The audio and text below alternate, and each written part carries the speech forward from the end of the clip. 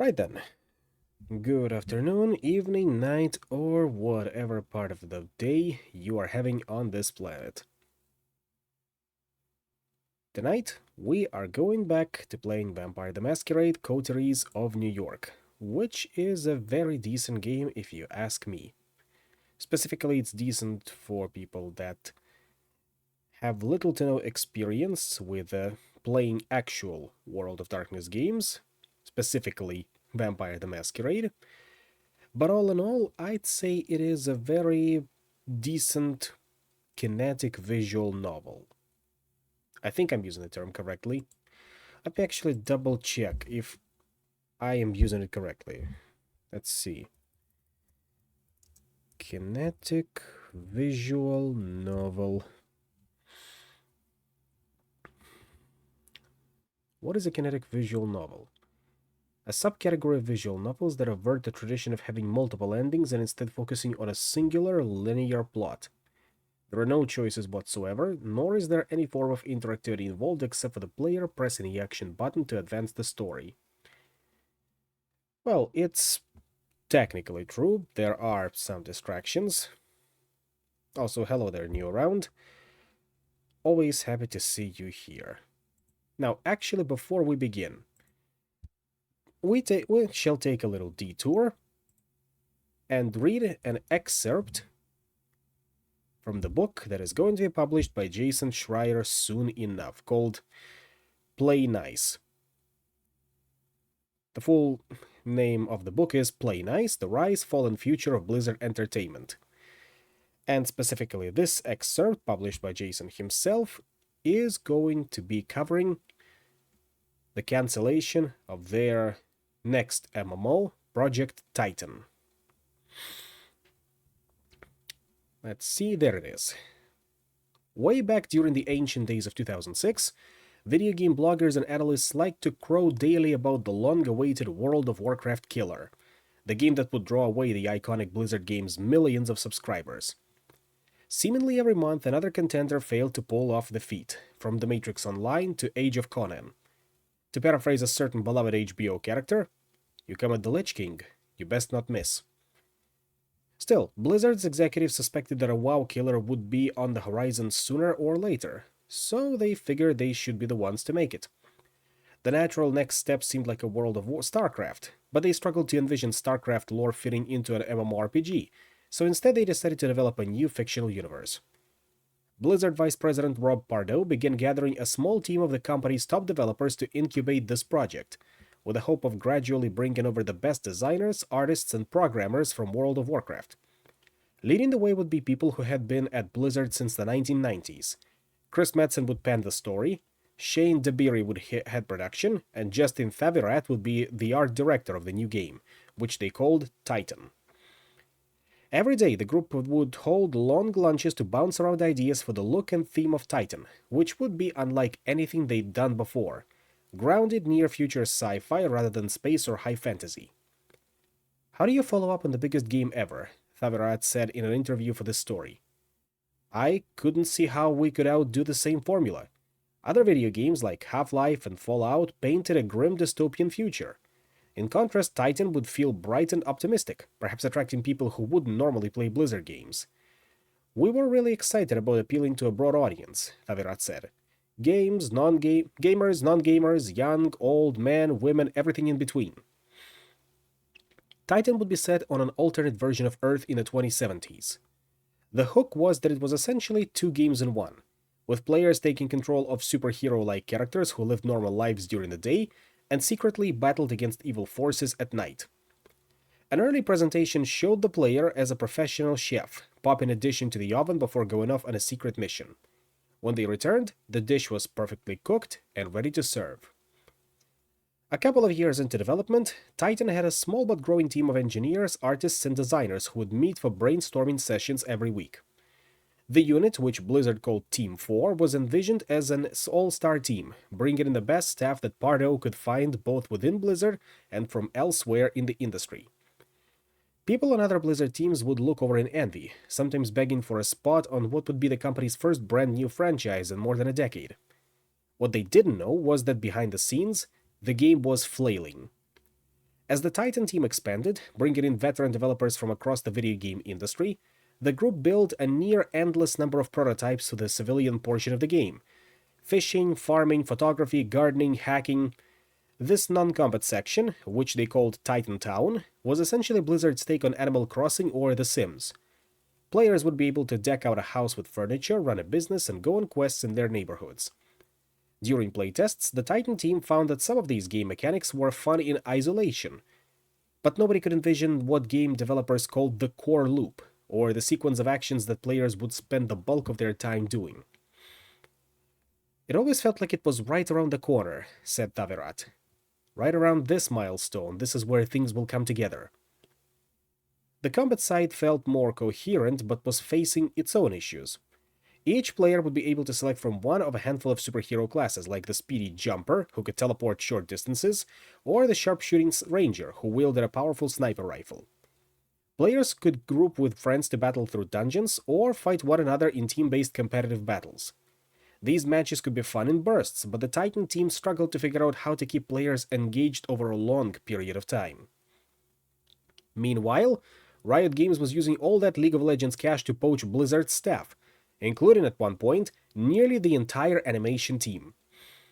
And the underlying technology behind Titan, all designed from scratch for this project, was hampering the team's progress, whether it was laggy, incomplete tools, or faulty version control of software that would sometimes prevent the team from working for hours at a time. The industry had evolved since the days of Warcraft and Diablo, when video games had simple 2D art and could be programmed by a dozen people over the course of a year or two. Technological advancements made video games look more beautiful every year, but they also ramped up the complexity of development. By the 2000s, teams were swelling to more than 100, and their games might take 3 years or longer to produce. The larger a game team grew, the harder it became to coordinate tech, develop a consistent art style, and execute on a single coherent vision. Team 4's artists drew concepts of Titan's colorful classes and futuristic cities, bright, idyllic versions of regions like Eastern Europe and the Western United States. But many of the designs kept changing as the game evolved in different directions. An internal repository called Titan Art grew so bloated with thousands of images that artists would sometimes draw characters or cities only to later learn that someone else had already done the same years earlier. The amount of art we did was enough for 5 games, said artist Vadim Bakhlychev in an interview for this story. One artist speaking for this story described working on the project as an interminable state of déjà vu, like they were living in Groundhog Day. They'd draw costumes and furniture, take long lunches, and then fine-tune what they'd already made. There are no seasons in Irvine, where Blizzard is located, so it was always dry, sunny, and 60 to 80 degrees, which made it hard to tell the weeks apart. Was that yesterday? The artist said. Was it last year? What day is this? They were proud of the art they were making, but it was hard not to wonder if one day someone was going to come down from high and realize that they weren't making much progress. There was a feeling that Blizzard had essentially written a blank check to fund this game and that bred a sense of complacency within the team, the artist said. We were not working with any kind of urgency. Making games is always hard. Making new franchises is even harder. And making a new franchise at a company full of perfectionists, with the pressure of surpassing World of Warcraft, with a team that was growing larger than that of any project in Blizzard's history, well, that was proven to be impossible. Later, several developers on the team would blame many of Titan's struggles on Rob Pardo. As Blizzard's vice president of game design, Pardo was also overseeing StarCraft II, Diablo 3, and the rest of the company's projects, which limited the time he had for Titan. He at times seemed like an absentee game director, said one developer. To mitigate this problem, Pardo had brought in 2 lead designers, Jeff Kaplan, who had designed quests on World of Warcraft, and Max Brown, who had worked on The Sims and SimCity at EA's Maxis. But Pardo remained director of the project and would occasionally jump in with feedback, forcing the team to change course and potentially throw out months of work. I think when you want to lead something, you have a responsibility to lead, said Connie Griffith, who worked as an assistant to Pardo. And if you are not able to give it your full attention, you need to relinquish control. Pardo declined to comment. Titan had gone from a dream project to demoralizing for many members of Team 4. Designers would spend weeks getting excited about an idea, then set up a meeting with Pardo to review it, only for him to shoot it down without offering an explanation or alternative direction. On previous games, not everyone had always agreed with Pardo's discussions, but at least he had made them. On Titan, he appeared to be unwilling or unable to commit to a vision, team members said, perhaps because of the pressure. There was this fear of the sophomore album, said Griffith. What can we do that's as good as World of Warcraft? With years of development behind it, and very little to show, the Titan team began building a vertical slice set in the game's near-future version of California, complete with a suite of mechanics like driving and combat. Parts of the demo were excellent, but it became clear that the cohesion problem wasn't going away. It felt as if the team had made a dozen different games but had no way to unify them, like a jigsaw puzzle where the pieces wouldn't fit together. and it continued to struggle with both technical and artistic challenges. But this was Blizzard. Surely Team 4 would get more time to nail down Titan. The work was super inefficient, and the scope constantly grew, said one artist. But everyone trudged along calmly, assuming Blizzard would continue funding this endeavor indefinitely. Then, one morning, in the spring of 2013, as developers of the Titan team trickled into the office, they noticed that rows of folding chairs had been set up in the common area for an impromptu all-hands meeting. When it started, Pardo stood up and dropped the big news. Titan wasn't working out, so he and the other Blizzard executives had decided to reboot it. For Thavirat, this was bittersweet news. On one hand, Blizzard was throwing away countless hours worth of work from his nearly 7 years on a project that would never be seen. On the other, he recognized that Titan couldn't keep going the way it was headed.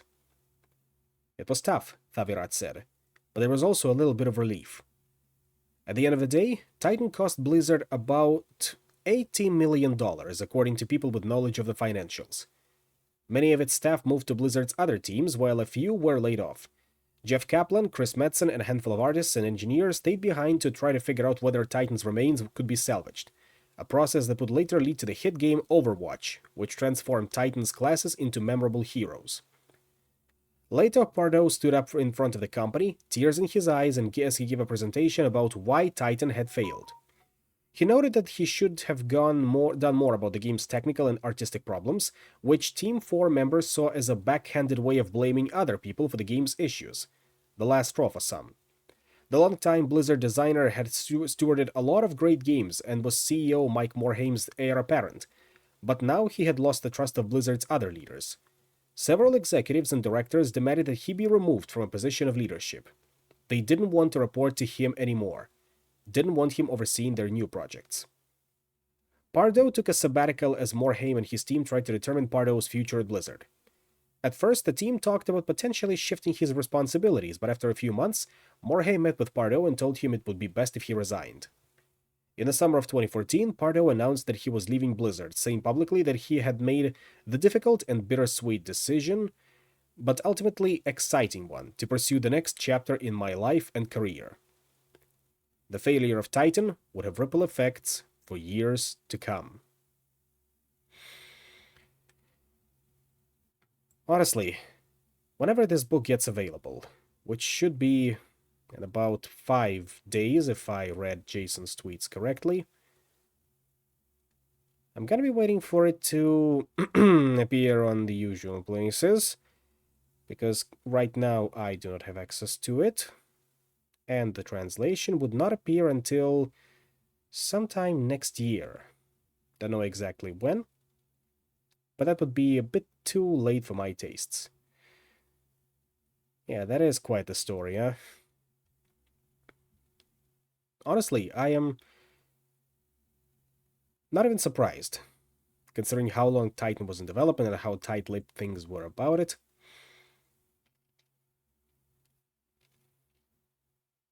And it only got worse from there on out, if you ask me. But that would be another story, or rather, a series of other stories that will be discussed in that book. Again, Jason Schreier did not pay me to promote his book. I am gonna wait on it, just as you will. And then, maybe we'll read it on stream, piecemeal. I'm sure everyone would like to hear about it. However, daylight has finished to burn out by this point, so let me start up Coteries of New York so we can continue with our other story. Sounds good to you? Sounds good to me as well. I hope you do remember the point where we have stopped. Otherwise, things will get a little bit awkward.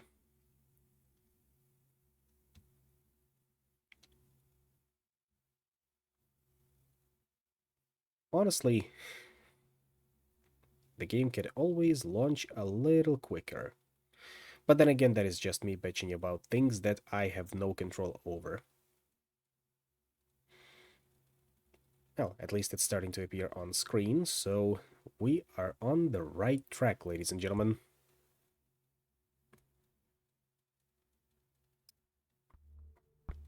And there we go. Let's continue now.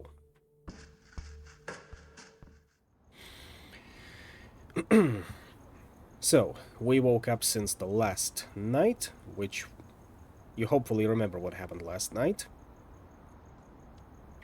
This time, however, Sophie is waiting for you, comfortably seated on the sofa in your living room space, a book in her hand, The Melancholy of Resistance. The title's sure on brand. Good evening, Eric. Good evening, Sophie. I hope you rested well. Tonight will be quite eventful, I think. Come, we have an appointment. I received word Elysium will be called again tonight on account of your unruly friend from Corona Park. This should be a great opportunity for you to mingle. She keeps talking as you walk downstairs and get in the car. Gregory gives you a slight nod and a small smile while opening the door for Sophie. He starts the car when you take your seat in the back. Most of the Primogen Council is bound to be there, at least those who usually attend. Probably some other important personalities you'd do well to at least learn about. Primogen Council. The Primogen Council represents the interests of the local kindred and advises the prince on matters of law and rule. Traditionally, it consists of representatives from each of the most prominent clans or factions in the domain, naturally favoring those of the Camarilla, though outsiders are allowed to report to any issues to a Primogen not of their own clan. Primogen are often elders, but despite the term, Primogen from Latin means the firstborn, there are no rules in place that this is how it must be. In fact, during the last few decades, more and more councils have been seen drastic changes to their structure.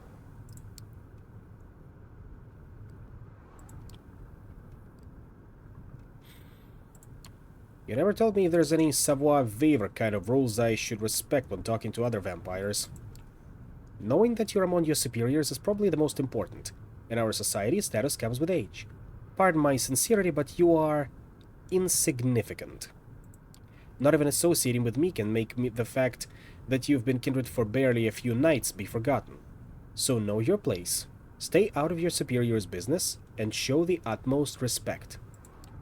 Thanking the prince for sparing you and maybe having a friendly chat with Kadir publicly might show your gratefulness for being a part of the Camarilla now. I would suggest you make it sincere. At any rate, you should behave yourself tonight. Remember what I told you about reflecting on me as your patron. I have a reputation to uphold in the court. Do not tarnish it. There it is. She might have saved you, she may be protecting and teaching you, but it's clear what she's really concerned about. Her own interests. You step into the art hall with something of a bad memory. The last time you were here, your entire world had been turned upside down, and your existence nearly ended. But tonight, there is very little outward hostility. Yes, Kadir gives you a look that's definitely intended to remind you of your place, but the prince, also in attendance, seems pleased to see you. Welcome, Sophie. Eric, did I get that right? Good evening to both of you. I understand there is somebody else you wish to present to the court tonight. Yes, Prince. They will be joining us shortly. My assistant is retrieving them presently. This better be worth the prince's time, Langley. The prince gives Kadir a cold glance. Forgive the sheriff's harshness. He is in a particularly foul mood tonight. Something to do with Eric's begetter eluding his grasp, I believe. Ouch. That must have hurt his ego, even if his only reply is a crooked smile. No, we will not be joining the Sabbat. Not yet, at least. Not in this game. The mention of your sire makes you come back to all the talk of eschewing societal norms and disillusionment with the status quo you enjoyed back in the club. Look at you now. Behaved. Agreeable. She likely wouldn't be too happy with this whole setup. Prince, court, hierarchy, titles. And hey, she's gone. Probably forever. If you even break out of this, it'll be on your own. The flaring up of whispers in the gallery hall breaks you out of your thoughts. Gregory enters the room, the jumpsuit-clad inert vampire still staked on his shoulder. The show's about to start. Sophie's driver places his charge in the middle of the room and nods respectfully to Kadir. The sheriff approaches the vampire and removes the stake from his chest. The captive's eyes flicker to life and he starts looking around in disbelief. Like a cornered animal, he backs out on all fours, keeps going in circles until he realizes he's trapped. Kadir steps on the man's chest and pins him to the floor. Why? Who do we have here? Oh fuck, oh shit, no, come on, don't! Silence. The sheriff takes on an aura of utter dread. He appears as if he is a primal force of nature that's out to get you, and there is absolutely nothing you can do but shrivel in terror. The beast inside you shrieks, and you could swear it happens in unison with the instincts of some of the other guests here tonight. It's unlike anything you've ever experienced in his company during your turbulent first night as a vampire. He really did go easy on you, all things considered. It seems like it takes all of the hoodlum's willpower to not crawl into a fetal position and start crying. No, please, don't hurt me, man, don't! You and me are going to have a little talk downstairs, at the prince's discretion. Please go ahead, my sheriff. You heard the prince. Get up. Let's go. He does not wait for a confirmation. He just grabs the man and drags him, kicking and screaming, out of the room. Conversations start all around you. Some whispered, some quite overt. Sophie looks somewhat bored over the whole affair, her eyes wandering from art piece to art piece, clearly finding nothing to her particular liking. So, what happens now? It'll be at least some minutes before Kadir gets the information he seeks out of the stug. Why not mingle while we wait for him to break? Excuse me. Sophie leaves you aside and goes to a corner of the gallery where a group of kindred, some seemingly pretty old-fashioned, gathered. A concierge offers you a drink. Still warm. It smells nice. Just a sip to start you off. A splash over your palate, coating your tongue and the inside of your cheeks. Nourishment. You're left to your own devices. You have a quick look around. The prince is currently talking to a dark-skinned woman that you recall seeing here those few nights ago. She has a cold but noble countenance to her. Their conversation seems to be casual. A loud, shrill laugh turns your attention to the bespectacled man you saw with Sophie on the night of your judgment. He's making the rounds, chatting up different patrons. You feel somebody's eyes on you. A casually dressed, plain-looking man stands alone near a column, watching you. He turns his gaze away sheepishly when he realizes you've noticed. We're definitely not talking to the prince, because we are way out of her league. So we can chat up the man with the glasses, or we can confront the man looking at us. Who definitely seems out of place in this social gathering.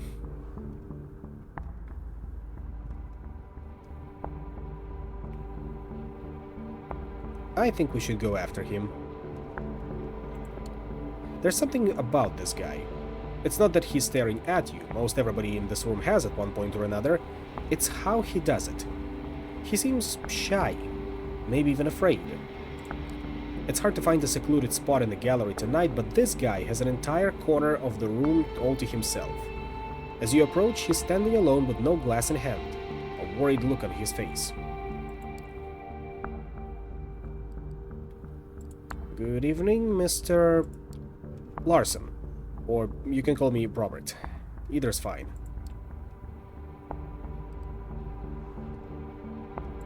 So, do you have a role in this court, or are you just here for the company? Now that's a loaded question. I'm one of Prince Spanhardt's primogen. I'm here on business in case the prince requires my insight. Usually it's so she can hear me out before ignoring me.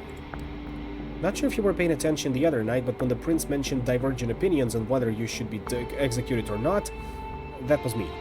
I was the divergent opinion.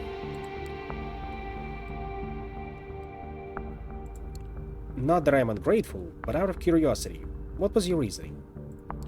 My reasoning? Just common sense. That you shouldn't be blamed for being assaulted and essentially murdered, to boot. But as Kadir loves to say, the traditions are clear. Listen, I don't want to be rude, and I appreciate you reaching out, but word of advice? Stay away from me. Many vampires in this sect regard my position as primogen to be some kind of a joke, you know? You talk to me, they'll notice, and they'll hold it against you. You have a quick look behind you and see that a few of the kindred keep shooting you curious glances. One woman in particular, a redhead boasting a fanciful hairstyle, watches you disapprovingly. Some of them already do, I imagine. Excuse me, I need to try to get a word in with a few Primogen members before Kadir returns. Enjoy your night. With just the critical looks of a few kindred to keep you company, you start thinking about who to pursue next. You notice Sophie mingling with other kindred, clearly in her element, and not to be disturbed. Kadir hasn't come back yet, so you can probably still find time for at least one conversation. And now let's talk to the man with the glasses.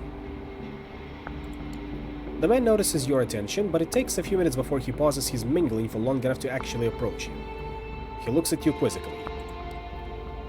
Thomas Arturo. Is that your name? I assumed you'd like to know. I know you. By name only, of course. Eric? Embraced just a few nights ago, huh? Well, well, well. How's Undeath treating you?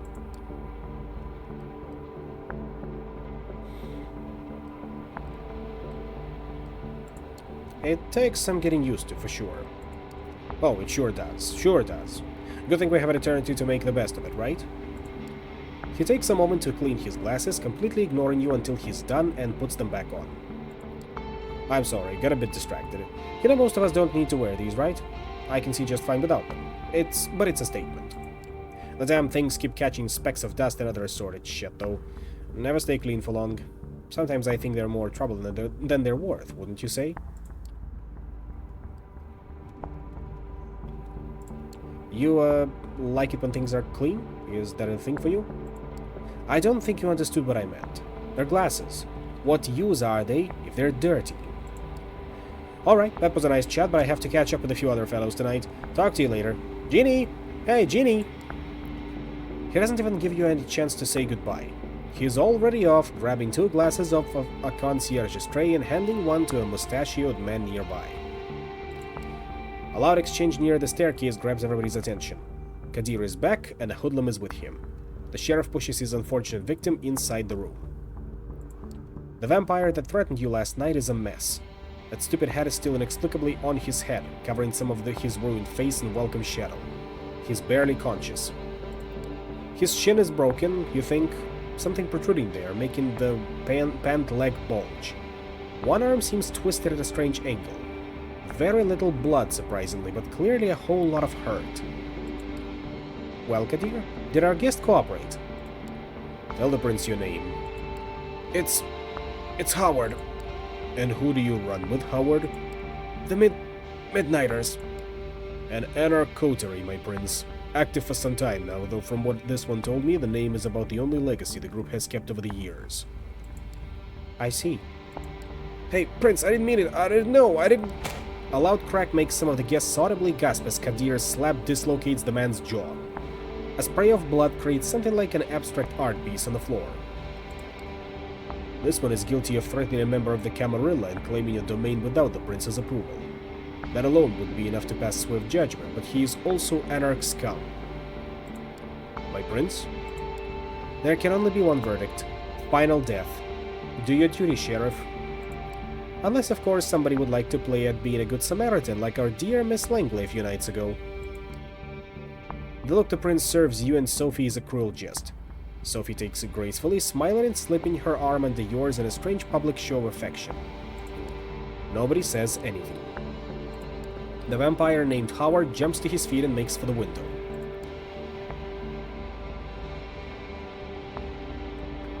No need to interfere, Kadir has it handled. You have a feeling Howard's efforts are fruitless. Just a few seconds later, that feeling is confirmed. He almost reaches the window. Almost, but not quite. In what seems like a blink of an eye, Kadir appears first near his scabbarded sword in one corner of the gallery, and then next to the escaping anarch on the opposite side of the room. The next moment, Howard's head flies off of his body, baseball cap free. His lifeless body crumples to the ground and begins to decompose in real time. It's an uncanny sight. As always, our sheriff does not fail to impress. I would like to thank Miss Langley for bringing this anarch thug to mine Kadir's attention. I assume all have found the verdict satisfactory? It's a rhetorical question and everybody here knows it. Then I consider tonight's meeting concluded. Good night to all of you. She steps out of the room and you see that many of the guests move to do the same. Sophie seems to be conversing with somebody, a serious-looking man in a trench coat, about what transpired. You probably have the time to strike up a conversation of your own too. Kadir al-Asmai is still here, for one, but clearly getting ready to leave. Both Larson and Arturo seem to have stayed around too. One is still moping around, the other chatting with the remaining attendants as if nothing happened in the meantime. You know, despite his occupation, Kadir seems like a nice guy, so I suppose we can talk with him a little bit again. The sheriff's mood seems to have improved, so you decide he won't get a better shot at saying your piece. He is just sheathing his sword as you approach him. He notices you just before his face turns from a melancholic frown back to his regular predatory smirk. You seem to have caught him in a moment of reflection. What is it, Eric?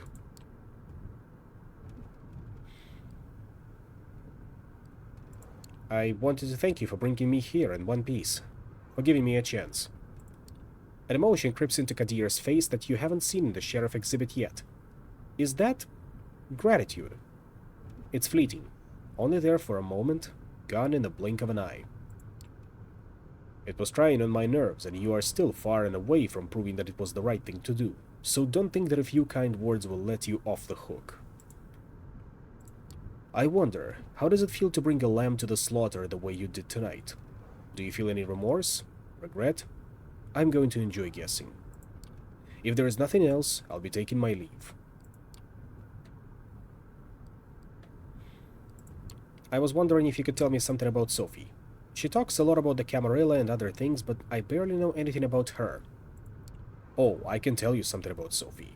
Some things she wouldn't want you to hear. Like the fact that she's manipulative and vindictive. But then again, which of us kindred aren't? You want to know more about Sophie's past? Ask her. She's unlikely to tell you the truth, though. I'm quite sure she never told me despite our previous history. That's what we do, fledgling. We exist for centuries and we lie. To our families, our friends, our lovers, to our kindred, sires and childer. To ourselves. He picks up the sword and turns toward the stairs. Good night. And watch yourself. You've messed up my batting average, so I'll be sure to keep a close eye on you. With that final threat, he leaves the gallery. It's right about when Sophie also ends her conversation and walks over to you. Interesting evening, wasn't it? Come, Gregory's waiting downstairs. She seems preoccupied with something and not in a talkative mood. It's an awkward ride back to the city. This time, you arrive at another building, just 2 streets across from your apartment. She brings you upstairs through a very nice lobby and a luxurious-looking hall into her domain. Please, have a seat. I shall be right with you. You take in your surroundings. The apartment is like a gallery, an old-school smoking room that you've seen in some period piece once, and a nouveau-riche living room, meticulously combined together. Apologies, old habits die hard. Clearly some stick with you even after your death. She drags on her cigarette and breathes out. Breathes. How is she doing that? Can you do that? Yeah, Howard earned it. Definitely. Oh yes, you might not know. It takes some practice, but you can keep smoking if you'd like. Other things too. Experiment. You might surprise yourself. But I did not bring you here to show off. This is where I rest, these nights. That door in the back? The bedroom. Similar to yours. I have servants and bodyguards in addition, of course. I brought you here because I need you to trust me. When I told you before that I needed your best behavior to uphold my good standing with the court, I meant it. But that's not the whole story. I have your interests in mind, too. That's why I've given you your own haven, why I'm trying to teach you how to navigate this new reality. But you need to trust me, or else this won't work. You can come here whenever you feel like asking me something. When you're in trouble, too, though I hope that won't happen often. I would ask you to come here when you wake up tomorrow. I'll have something to discuss with you. Why not talk right now, since we're here together? I still need to follow up on a few things before we speak. Patience, fledgling. That silence again. There's definitely something in Sophie's mind, though, tonight, but she does not seem eager to share it with you just yet. I'm leaving for another visit. Come downstairs with me, we'll give you a lift. A quick trip, a promise that you'll show up tomorrow, and some polite goodbyes later. You open the door to your haven and gather your thoughts. It's exciting, in a way, being dragged deeper and deeper into this secret society and its rules. Whatever Sophie has planned for you, it's bound to teach you more about this thing you have become. You sink into your vampiric sleep with just a sliver of hope. It's a welcome change.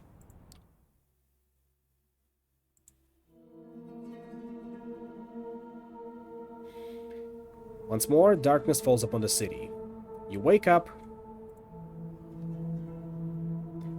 same as you have these past few nights, in a windowless room. As you pry open the reinforced steel door, you look out the window to see, invariably, a sky bereft of sunlight.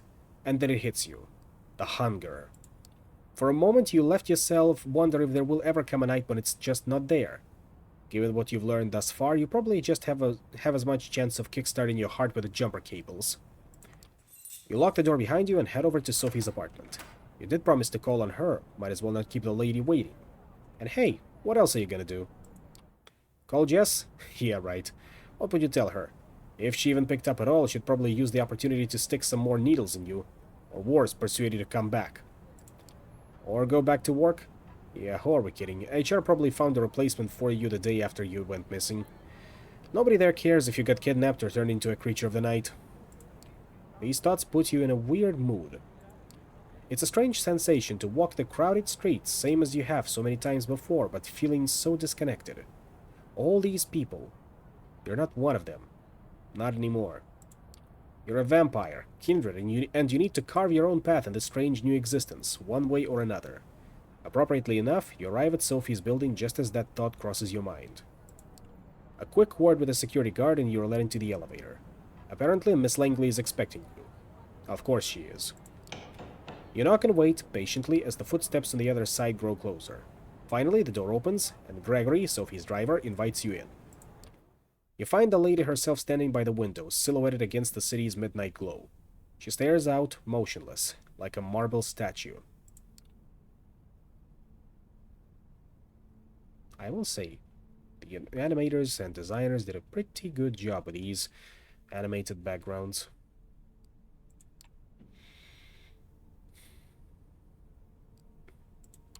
Is everything all right?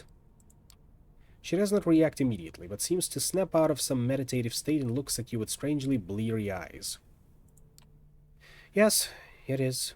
How kind of you to ask. Tell me, when you look out at this city, when you see the lights, hear the hum, smell the rain on the pavement, what do you think about? You gaze out. The young people always impress me. Yeah, they can do stuff. The lights and rain, the relentless honking below, music blasting from a nearby window, echoing off of buildings. Someone should record an hour of this and throw it up on YouTube as an ambient piece. I'm sure someone did.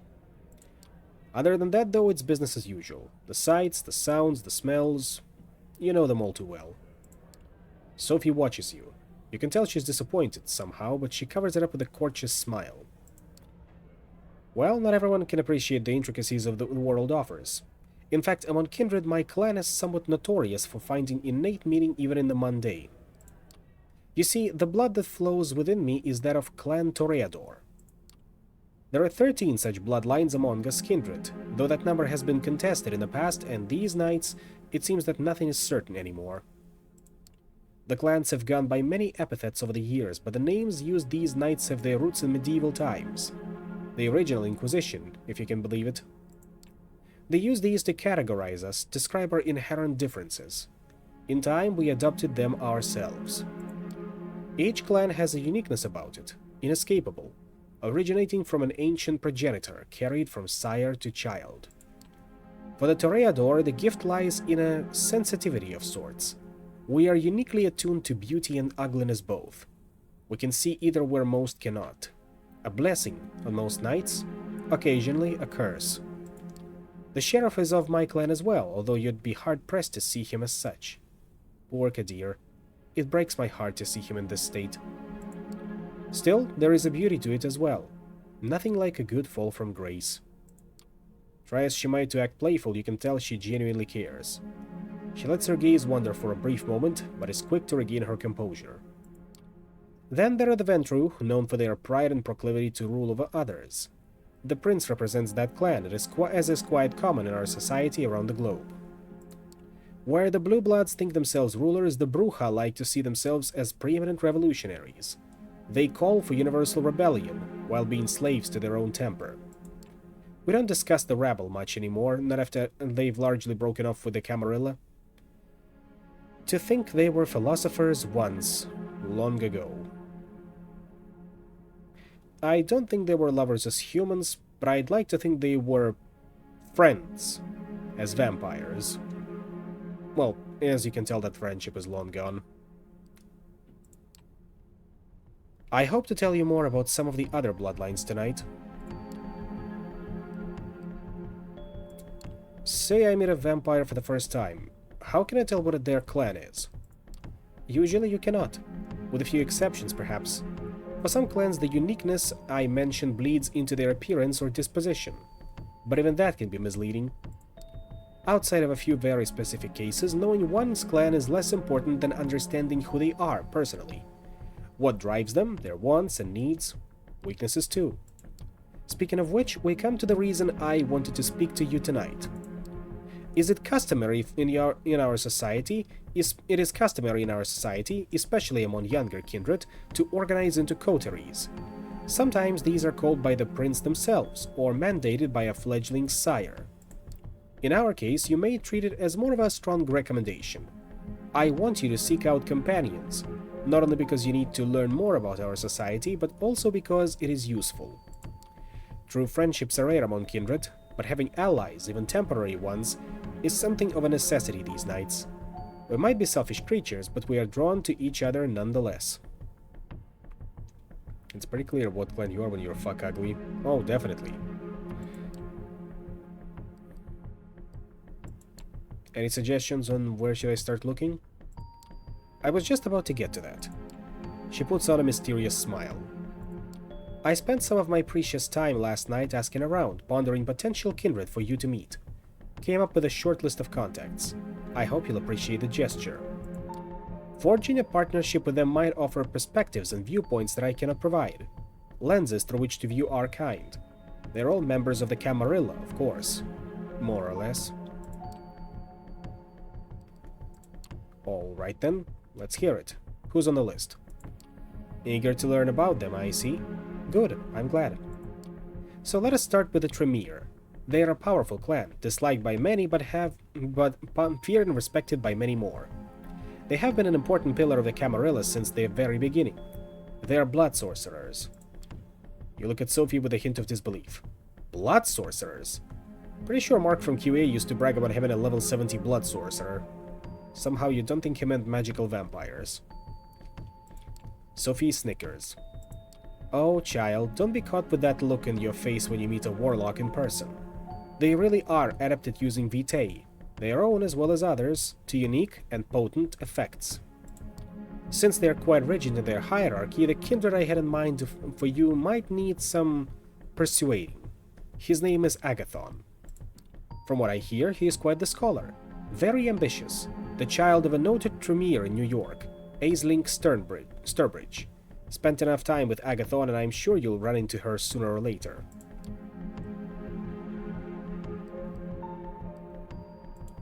This whole blood magic thing sounds intriguing. Oh yes, fascinating. It is also a well-kept secret of the Tremere. Don't expect them to share it right away. Some things have to be earned. Anyway, if you wish to contact the young Tremere, I hear you can usually find him in a New Age bookstore out on Broadway. The Tremere have one of their book workshops there. Gregory will give you the details. Now this next recommendation comes with a bit of a caveat. As you recall me saying, most bloodlines have unique features that might not be obvious at first glance. Well, there is one clan whose members wear their curse on their sleeve. Yep. The Nosferatu. Man, what's with the goofy names? Guess they're really big on Blue Oyster Cult. No wonder they make their havens in sewers, abandoned buildings, and such. Their appearance is hideous and obviously unnatural. Had they walked the streets like other kindred, the kind would have learned of our existence long ago. Did she just shudder? It's hard to tell with her usual complexion, but you could swear her skin suddenly took on an even more sickly color. The one I have in mind isn't as big an eyesore as the worst of them, but he is no Adonis either. Still, he has some talents and connections that you might find useful. His name is D'Angelo, and he has an office, for a lack of a better term, in the otherwise abandoned grain terminal on Red Hook. Right next to one of those Swedish stores. The name escapes me. The ones with the awful furniture. IKEA, then. Yep. What, IKEA? A Swedish furniture store? You mean IKEA? Yes, that's it. My mind struggles to retain things that are aesthetically displeasing. Miss Langley, with all due respect, you just don't understand Scandinavian minimalism. Americans. D'Angelo does odd jobs for Kadir, digging up dirt, locating kindred who would prefer to remain hidden, the kind of work the Nosferatu are best at. He is on a case right now, something to do with Kine murders, I think. After your initial brush with our dear sheriff, I think it would be wise to show some goodwill towards his agenda. Assisting D'Angelo with his investigation might just be the thing. She takes a brief pause to look out the window again. Now come the two more exotic proposals. Exotic? As if the Blood Mage and the Vampire Detective were business as usual. You may have heard about the Gangrel before. They are a wild clan, in touch with their beast in a way others might not dare to attempt. They mostly keep out of big cities, but there are exceptions. Nominally, they haven't been a part of the Camarilla for over 2 decades, but the one kindred I would like you to meet has strong, shall we say, familial ties to the sect. Her name is Tamika. Her sire, Jezebel, was instrumental in during the Battle of New York back in 1999. The very same battle that cemented the city as a Camarilla domain. And that, by the way, is a reference to another Vampire the Masquerade game, specifically Vampire the Masquerade Redemption. Check it out if you like action RPGs or battling other vampires. There is a level in there when you have to walk through shadows to avoid broad daylight.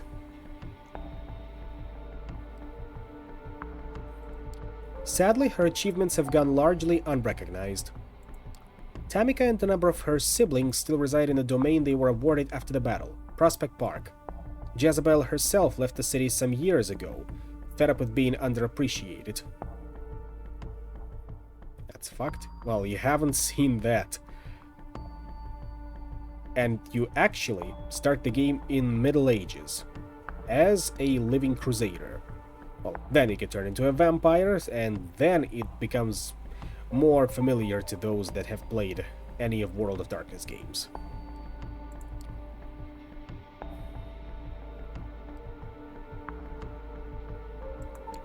I got the impression contacting vampires who aren't in the Camarilla was frowned upon, but you're saying these Gangrel aren't a part of the sect anymore. How does that work? It's not as clear-cut. The Gangrel as a whole have sworn off the Camarilla, but individual kindred of that clan can still hold our ideals. Jezebel was one of them before she became jaded. Besides, their domain in Prospect Park has been upheld by Prince Panhard for all these years, has it not? We consider them members of the sect, and they have for the most part kept to themselves. Perhaps it will take a young kindred such as yourself to make them realize where their loyalties lie. So you see, seeking out Tamika could prove quite educational, if nothing else. And who knows, perhaps you will find her temperament to be a welcome change of pace. But speaking of a change of pace, I have one last suggestion for you, though this one I don't make lightly. The kindred who calls herself Hope. She's a Malkavian. They are a uniquely cursed clan. For centuries we considered them mad, insane, unhinged. But those of us who spend enough time with them come to understand the truth.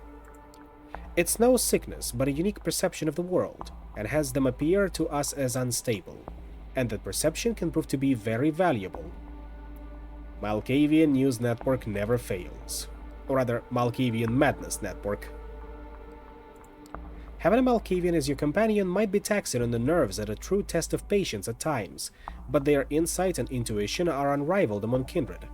As for Hope specifically, she is said to be a recluse, but I have it on good authority that she can be currently found in an internet cafe, I believe it's called, in Lower Manhattan. Gregory has the address.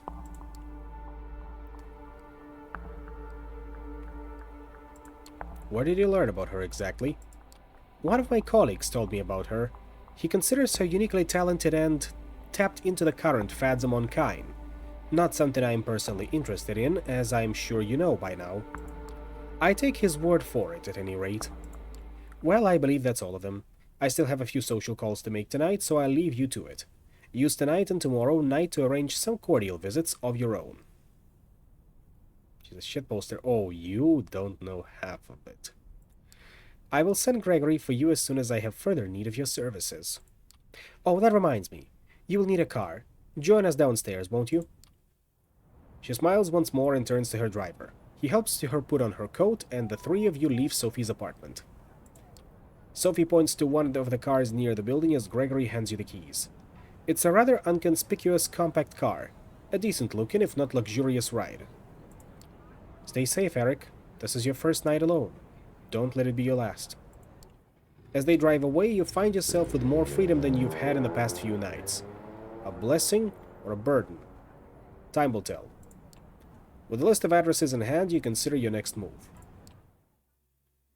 So, Agathon, Hope, D'Angelo, Tabitha.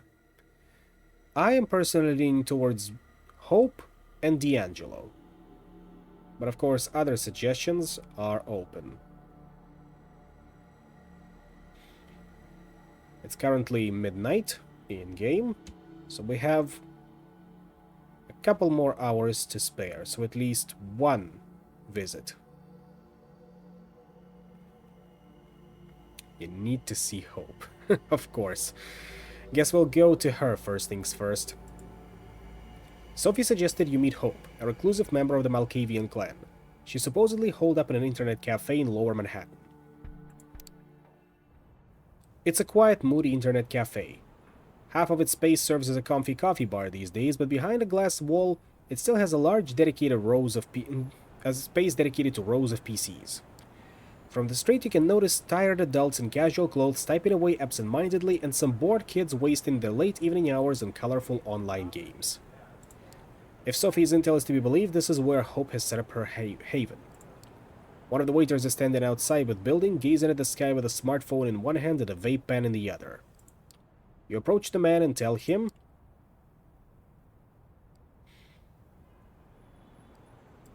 "I'm looking for Hope." He releases a soft chuckle. "Yeah, you and me both." The man slowly takes a drag from his e-cig, sizing you up and down in silence. After a long, awkward moment, when you're ready to leave him be, he raises his voice again. "Come, right this way." He heads back into the cafe, and you follow his lead. By the way, that waiter? This is exactly how I imagine May looks like. In real life. When you make your way through the space with computers, no one averts their gaze from the spreadsheets, emails, Facebook profiles, or games of Fortnite. It's a common sight, one you wouldn't have paid much attention to a few weeks ago, but now it seems so unnervingly quaint. Would they still be spending their time like this if they were immortal? The waiter unlocks an unassuming door at the end of the room and lets you inside. You two swiftly make your way through a labyrinth of sterile gray corridors, taking confusing twists and turns. Feels like you're traveling into a different world, crossing into one invisible portal after another. Eventually, you reach your new destination. Or rather, your destination. Your guide motions you to enter a dark room with a lone source of pale light. A computer screen in the distance beckoning you to come closer. As you do, you hear the doors shutting behind your back and a short chuckle echoing behind it. Is this the place? Nothing else to do but sit on a chair in front of the computer. The monitor displays a modern chat application. A cursor is blinking in the user nickname entry field in the middle of the screen, obviously expecting you to input your handle. After brief consideration, you type in something goofy. Maybe it's your newfound sensibilities going haywire, but this place has a barely noticeable sleazy aura. Might as well go along with it. You input Porno's Collector and push the enter button. After a few seconds, the chat window opens and messages start appearing on the screen in quick succession. Hostage executioner. Hey, slow down, slow down, slow down.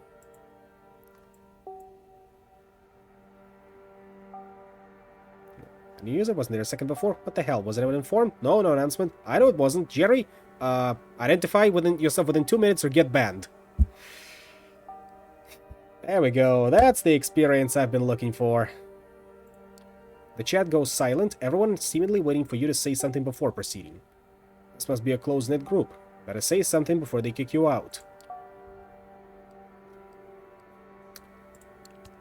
Looking for Hope. Is she here?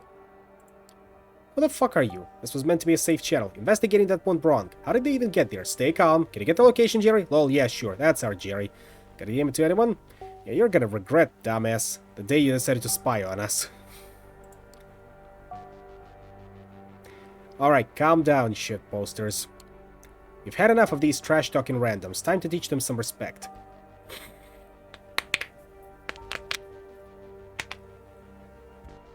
Your blood fires up. Ancient power starts coursing through your veins, fingers tapping the keyboard buttons on their own.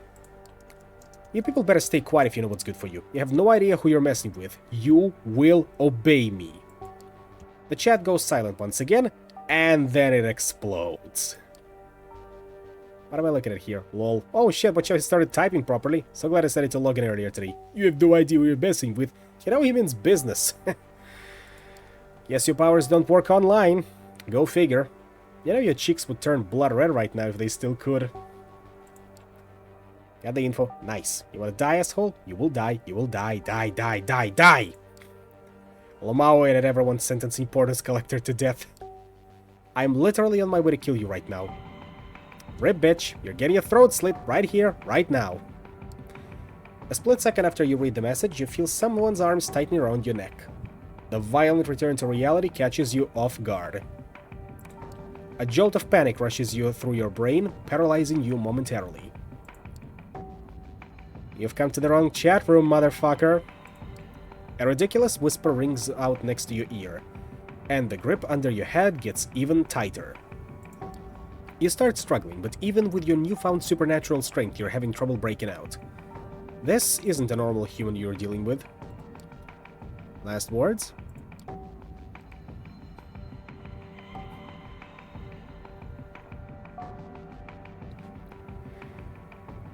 Let's be reasonable. Sophie sent me here. Langley? The hand holding your chin shifts its position slightly. Don't struggle or I will break your windpipe, or my phone, which would end even worse for you. Sounds of a camera shutter and light flashing. Did they just take some selfies with you? Alright, that's enough fun. I'm letting you go, we can have a talk. Don't do anything stupid, Mr. Intruder, pretty please. The mysterious assailant loosens their grip on you and gently pushes you away. You quickly turn to take a good look at them. Let me just finish this. It's a pale blonde woman in her 20s giving you slightly judgmental looks while rapidly tapping away at their phone screen. First you notice her outrageous outfit, seemingly thrown together from random thrift store finds. Then you take note of her tattoos, a sprawling tapestry of odd patterns and designs covering every visible part of her body. At first glance, it all seems aimless, but it has a consistent sense of style upon closer inspection. Her eyes focus on you for a second. Give you a scare, huh? Sorry, that's what you get for entering a lady's haven without her permission. I do like her look. So chat, can we fix her? Trick question, we cannot. She's a Malkavian after all. And she's back to her phone. With her relatively small build, it's hard to believe you had trouble overpowering her physically. But then again, nothing is what it seems when it comes to the undead. And even compared to the vampires you've met so far, she comes off as an eccentric, curious presence. She shoots you another glance, noticing you are still cautious of her. Calm yourself, man.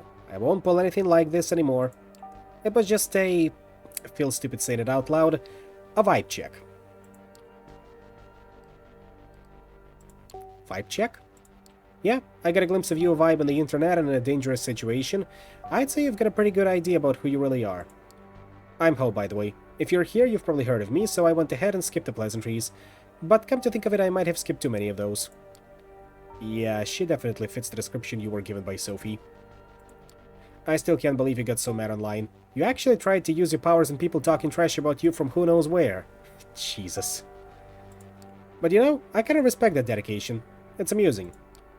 Oh yeah, credit where it's due. You're probably not a boring person online going by your chosen handle. Believe it or not, among bloodsuckers, that's still a rare as hell. Most of them are like clueless baby boomers when it comes to internet stuff. Anyway, don't worry about the chat. It was all a game to us. No hard feelings, okay? I'll introduce you properly later. On the monitor, the chatter continues normally. Your visit is like yesterday's news, no longer relevant to anything. But, look, if we're gonna talk about you, you should have something to say too. What are you doing here? About time, she asked. Note to self, she really loves the sound of her own voice. I'm looking for people to join my coterie. Coterie? Been there, done that, not interested. Unless... She takes a closer look at you. Her eyes go wide. Wait. Shit. Are you the new Langley plaything? Word seems to be getting around fast. Of course you are. It was obvious the second Langley got her hands on a new servant, she'd start building a network. Your admissions tell me that could really come in handy when... But Langley, that's a risky game. This kind of ambition attracts too much attention. Piss off. But then again, fucking Kara. She seems to be having a spirited argument with herself, only parts of it audible. Is it just you, or do her facial expressions and body language change a bit between one sentence and the other? Before you make certain it's not just your eyes playing tricks on you, she focuses half of her attention back to you. The other half, of course, is still obsessed with her smartphone. Listen, I'm not saying I'm not interested in cooperation, but before I make a decision, I need to make sure you sort of understand me and that I sort of understand you. And since I was planning to put on a show before you came here, I propose a little game. Hope absent-mindedly spins her phone in her hands, considering how to put her thoughts into words. Then she approaches a switch on the wall and flicks it. Neon lights flare up, illuminating the room. You take a look around. The room is certainly unique. It looks like a butcher's room repurposed to be a living space. The modern computer in front of you starkly contrasts the ominous industrial walls. At the back, there is an overwrought bed covered in velvet with meat hooks hanging above it. On top of the bed sheets, you notice what seems to be pieces of elaborate S&M equipment. And a camera. Wait a minute. You want my help? Moderate my cam show. Finally, we become the Discord moderator. Cam show? Your eyebrows twitch involuntarily. Expected... This is definitely not the kind of request you expected to hear tonight. She notices your confusion. Take it or leave it, buddy. You just became a kindred, but you want to become my partner in crime? Show me you can handle yourself while watching my back in my everyday environment. She's serious. The show starts in 10 minutes. If you think yourself better than this, better walk out the door right now. I won't hold a grudge. I've got better things to do. As if to prove it, she looks at something displayed on her phone and cracks a brief grin. Another reply typed down with absurd speed. Tap, tap, tap, tap, tap. 9 minutes. It's now or never. Show moderator. Risk of violating the Masquerade? Hi. Content warnings? Oh yes. So, do you take the job? Why the hell not? Hope brightens up and her smile looks surprisingly sincere. Excellent. I promise you might find this interesting in more ways than one. Alright, give me a second. She spends a minute setting up the computer you used before, then urges you to sit down. The explanation of the moderator's functionality is simple. It boils down to ignoring anyone who does not disrupt the chat, banning anyone who does, and kicking anyone who's causing minor trouble. Kinda like you once. Kinda like you. 5 minutes later, she's already online, sitting on her bed in a provocative pose. It is a sex show, isn't it? Her voice, previously hushed, rings out with full force. How are you doing tonight, hopefuls? You peek at the chat. We're not worthy, queen. Fucking A, angel. Hell yeah, time to fuck! Ignoring. You're tempted to try out the kick and bend prompts as soon as possible, but obviously you won't punish someone for a little dirty talk. Thank you. Today's show is quite special. Please welcome our new moderator, Porno's Collector. Lamau, sorry for sentencing you to death earlier.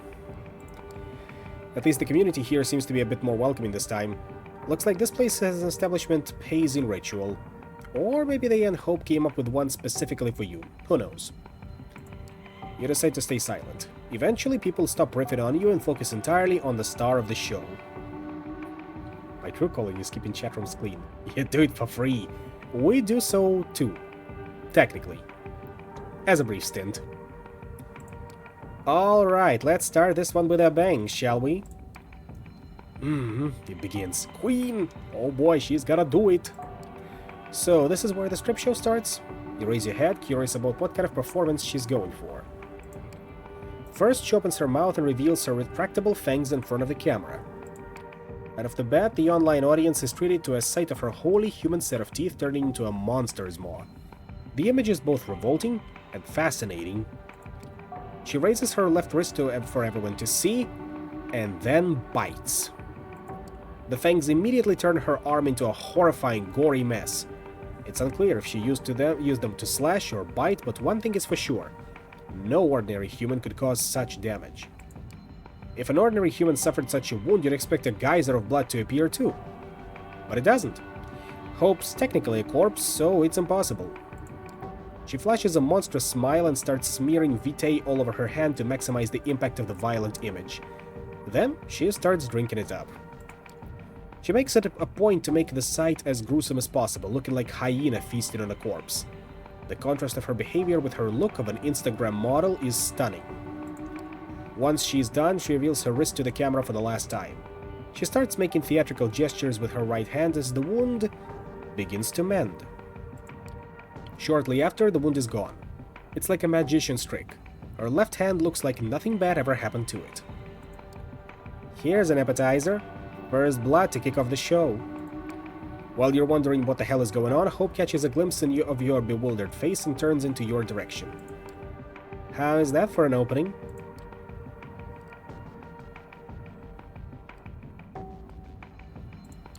You're shooting snuff! Come on, just because it's transgressive violence does not mean it's snuff. A brief moment of awkward silence. Besides, if I was shooting snuff, I wouldn't mend the wound. Fair enough. If you expected a strip show, yeah, sorry to disappoint. This is more like live stream digital art. The erotic subtext is there, of course. Definitely subtext. You peek at the chat, they're going wild. She did that, for free! I'd love to lick your wrist clean, my fallen angel. Haha, yes! Nothing more arousing than a beautiful woman teetering in the edge of oblivion. A rose petal dancing in the eye of a violent hurricane. But eroticism is not the key here, it's vampirism. It's a new frontier, a living art installation. In the early 90s, the Japanese artists kept producing these videotapes with beautiful women committing gory harakiri. Those are an inspiration.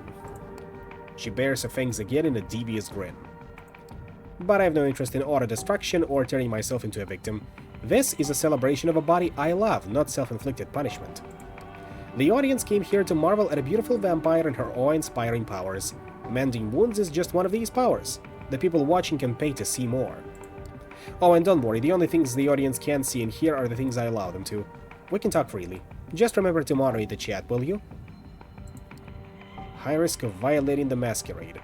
What a joke, she's blatantly breaching it in front of the anonymous viewers. Still speechless, you turn your attention to the screen. Muy guapa. Alright, I'm feeling generous today. Have you planned your next tattoo yet? I'll pay for the next attraction, looking like a pink marshmallow in a raspberry sauce. First victim, just letting you know, you're based. I know.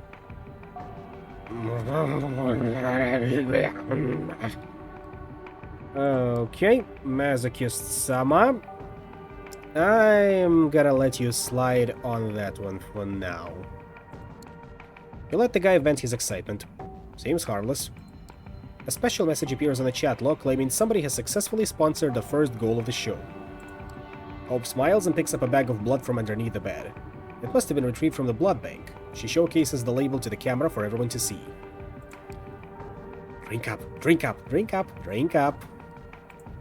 Hope pours all the contents of the bag into her throat. You have no doubt it's real blood, but wonder why the viewers would be so satisfied with something that's so easy to fake. Don't worry, it pays well enough. You don't even bother to tell her this is not what you are thinking about. Safe to assume she knows. So, what do you know about the Kindred and the internet? Have they told you anything? While she is waiting for someone to sponsor her next vampiric feat, she decides to start a conversation. Is there a vampire internet? Used to be. If you find something that looks like vampire internet, stay away. See, some of us used to experiment with our own secure networks. We tried to build our own information hubs, social networks, everything. Remember ShrekNet from Bloodlines? That's what she's talking about. She's still working the phone in her one hand while looking for something under the bed with the other. On how many things can she concentrate at one time exactly? Then one day the NSA got in. Turns out elders never really got the hang of proper security practices. Or the sigils they used to smear on their screens didn't exactly work as advertised. Then, of course, all the other three-lettered intelligence agencies in the world got the intel, and a lot of them decided bloodsuckers were the perfect new enemies of our post-9/11 times. The Second Inquisition came into being. Ever heard of it? The Second Inquisition, often abbreviated as SI, a collective name among vampires for the recent coordinated efforts of intelligence agencies to combat the Kindred as if they were a terrorist threat. Few individual agents understand what they are fighting, and the interagency collaboration codenamed First Light places enormous import on keeping their operations secret and disguised as ordinary anti-terrorist action. A lot of our kind died just because they were too present online. Right now, the remains of our old network serve as government honeypots, kept alive to attract fledglings and hunt them down. You post a certain keyword on Twitter or Facebook, you get tagged for investigation. You fit certain patterns, you get tagged for investigation. So there's a certain thrill in becoming an online presence without attracting attention from the authorities. She stretches on the bed. I hope you're still monitoring the chat. Of course not. You're not as good at dividing your attention as she is. You correct your mistake and check the recent messages. Aw, is she talking to somebody? Can't wait for the real thing to start. There's two monitors set up rules. Call of Duty on one screen, and then this on the other. The only woman I don't hate. Hope, like my favorite, more like my favorite hoe. Ignoring. Despite the nickname, they seem supportive. You leave them alone. You look away from the screen for a second, then you look back. There are 3 new messages from the same user. Yo, is it just me or does your face look like kind of retarded? But don't worry, baby, if you're a special needs person, I have a special thing here to satisfy you. It's my dick. Hope has crabs and gonorrhea, huh? Doing a great job back there, Pornos Collector. The guy gets banned and Hope goes back to running the show. Great job, Pornos Collector. Great job, great job. They must have heard her. You've messed up. Anyway, yeah. When the Nosferatu admitted to Camarilla and the network got compromised, the elders went batshit insane. Internet communications became strictly forbidden. There were executions. A lot of people who use social media to secretly contact their mortal families and lovers got offed. That goes without saying. But if you weren't careful, even the most innocent web usage could result in being punished with final death. Thanks to user Dick Steele, the next goal has just gotten successfully funded. Let's go! Vanishing Act. Dehumanize yourself and face the bloodshed. She raises her hand. 3 fingers up, 2 fingers up, 1 finger up. The countdown ends and she immediately disappears from the screen, like a ghost. You can still see her on the bed, but the live feed indicates there's nobody there. When you deeply focus on a digital image, you swear you can make out some unusual glitching where her silhouette should be, but it could very well be just placebo. You ready for this? 3, 2, 1. A flash of the camera. The instant she reappears on the screen, she takes a selfie, sticking out her tongue in a provocative manner. The chat room explodes in cheers again. She is their vampire queen. You briefly wonder about her being glued to the screen. Is this the fantasy everyone is here for? A girl showing off cheap magic tricks while lazily browsing her social media? You realize you're way out of your depth here. Meanwhile, Hope decides to continue her lecture. Those were some wild times, especially in New York. While most of them have no clue as to our real nature, a lot of clandestine organizations have classified us as national threats. And since this is where the towers fell, the agencies are very much present around here, looking for easy PR victories. The last SI raid here was just a few years ago, and it was a big one. Stirred up the hornet's nest something fierce. But although it's 2019, NYC is ruled by someone who got embraced before World War fucking II, and the cam as a whole got really spooked and swore off the internet. Of course, they're not dumb and understand that you can't really coexist with the modern kind without the internet. It's a gray zone right now, like piracy. Technically frowned upon, but let the one without sin cast the first stone. The SI is a real threat, no joke. But in many senses, the darkest place is right under the candle. We take another look at the screen. We want blood! How about some bad stuff? Can you do some bad stuff? Can you show us next time? It's been a long, hard day. Please give me a shout out. A familiar nickname pops up.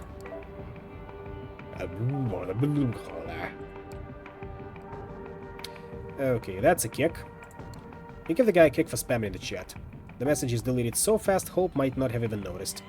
A duty carried out well. You're surprised to feel an inkling of pride.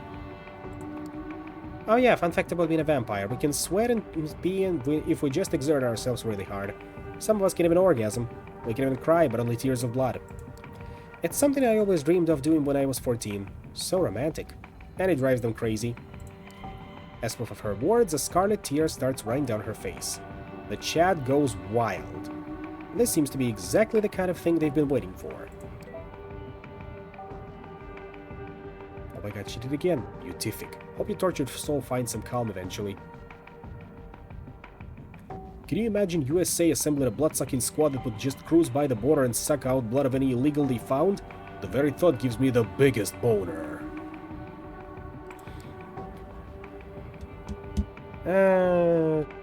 That's a kick. And kicked.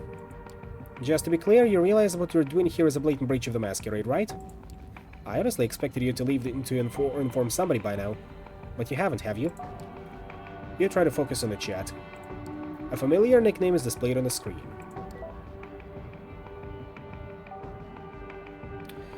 Well, now he's just drooling on the keyboard. That's another kick. One more kick. One more familiar message.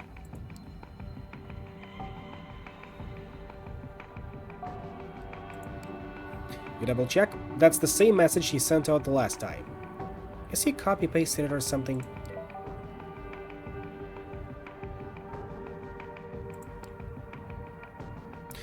Well, I guess this is it.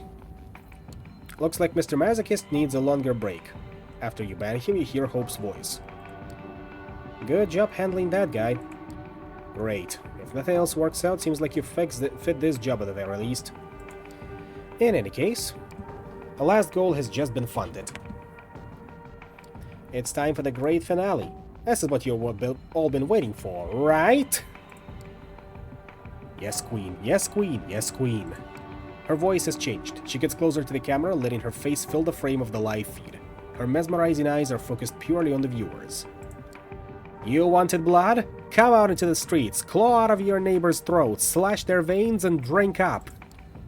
Yes, Queen. Hope's presence becomes absolutely horrifying, and it influences the chat in some incomprehensible way. Everyone starts typing like they're possessed. Liberate yourself from the shackles of ordinary morality. Make them scream. Feel the warmth of their entrails.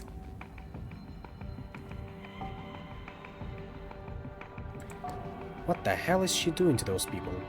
What have you gotten yourself into? Transcend your bodies. Release the message of hope into the world. She jerks violently for a second and then falls down on the bed like a marionette that had just had its strings severed.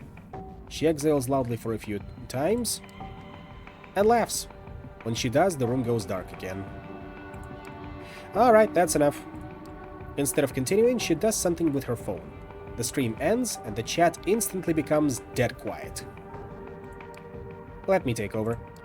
The atmosphere in the room has completely changed. She's already put herself together and stood up. Now she's walking towards you. Vulgar? What the fuck just happened? Jerry 2010? Guess the show's over. Everyone relax and go home. Hostage executioner? Aw, and I was almost ready to come, bros. Cult of Luna? Hostage, I swear on my father's grave, one day I will find you and kick the ever-living shit out of you. After every line she delivers, she changes her voice, the way she puts her lips together, and even the way she moves. You've caught glimpses of her acting this way, but only now have you started to figure it out.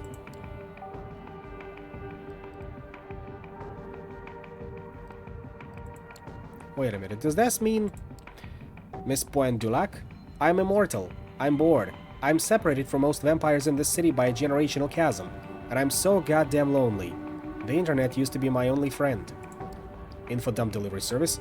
Years ago, I started researching tulpas, collective unconsciousness, all the mumbo-jumbo at the intersection of psychology and spirituality, and I decided to experiment. The show was fake. Honey Legion? A few years later, I was an Instagram fashionista, a successful erotic model, a vital part of pop culture commentariat, a viral shitposter, a cryptocurrency expert. All of my internet selves started signal boosting each other, paving the way for new ones. I became a one-woman empire surrounded by legions of crypto fans, of psycho fans.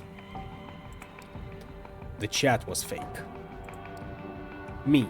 Some may think of it as a dissociative identity disorder, but that's bullshit. Everyone has online alter egos they buried. I just resurrected them, gave birth to new ones, and let them crossbreed. Her constant tapping at the phone, even during the show. Somehow she is capable of impersonating an entire chat room. Literally a perfect angel. I didn't have a self that could dissociate or be mentally ill. I'm a host, a living database. Yep, ran every other account. Every account, even. I live because I find it fun to be an information conduit, to process trends and support the ones I deem worthy. There was no Masquerade violation. She was just showing off her skills all along.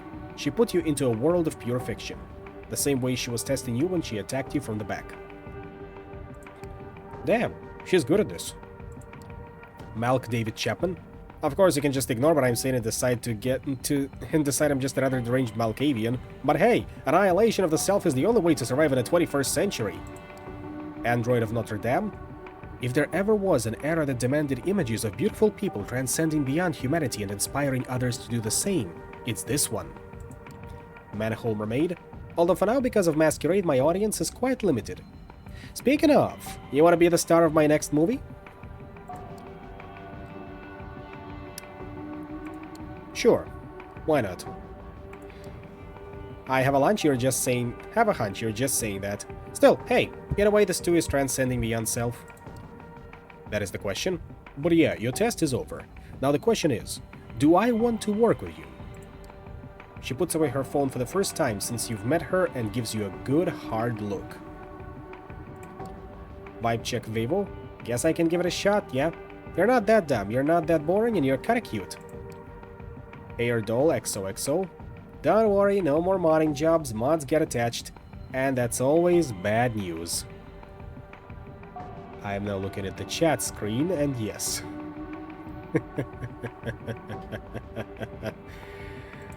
She grabs your arm and starts leading you out of her room. GPS? I've put you through enough shit. Next time I'll let you in on a little job I'm doing. We'll hit the streets and you'll see why Sophie told you to contact me. She leads you through a labyrinth of grey corridors. It's a different route than the one you made your way through in. Unconscious diagram of psychophysicant. The city is so much more than what its elites consider real. Stick with me and I'll guide you to places Camarilla elders couldn't reach in 100 years. She leads you out of the building, into the back alleys. Shady trailer voice. Even if someone else rules the streets, we will rule the information highways. This is the power of hope. She lets out a theatrical laugh and disappears. You don't even notice when she leaves you alone, but you assume everything went as well as it could. A new ally. The power of hope. As you walk off into the night, everything around you feels a little less tangible than it did a few hours ago. Ah, what a night, huh? And it's not over yet. We'll still get one more visit, so I say we visit our boy D'Angelo. I have a hunch he'll be very useful. We are, after all, assembling a team. And we're gonna need an investigator, a classic type.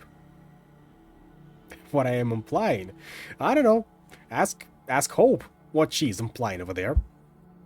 I'm not complicit in it. I'm just a messenger. A recent string of violent killings has the Red Hook district of Brooklyn on edge. Sophie mentioned that Kadir Al-Asmai has a secret associate investigating the murders, a Nosferatu neonate by the name of D'Angelo. If you help him out, he might be persuaded to form a lasting partnership. But we need to rest.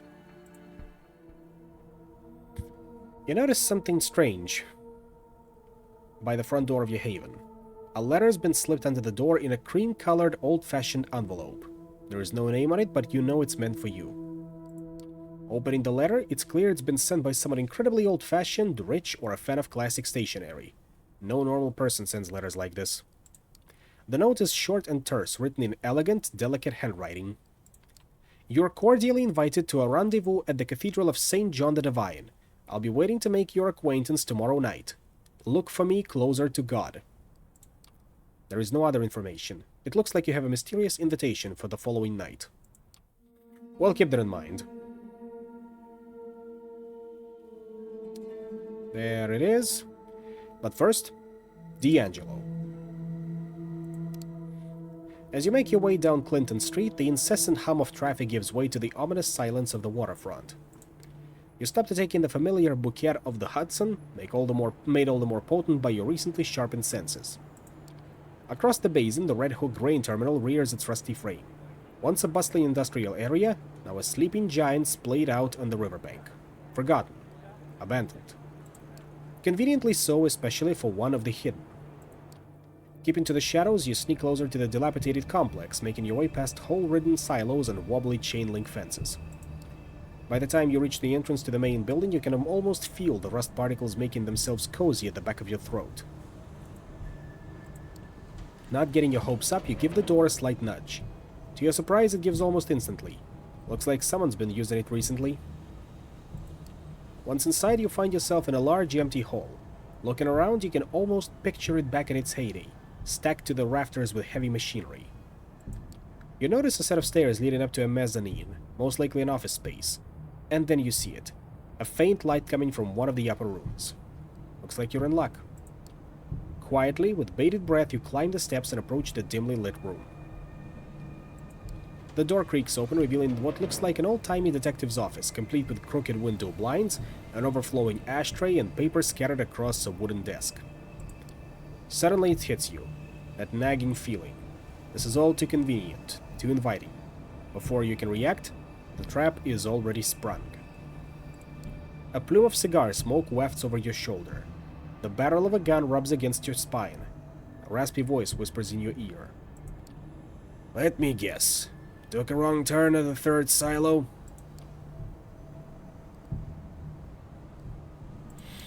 You decide to play along. Raising your arms slowly, you weigh your next words carefully. You're pretty sure a bullet to the back wouldn't kill you, but it does not sound too pleasant either.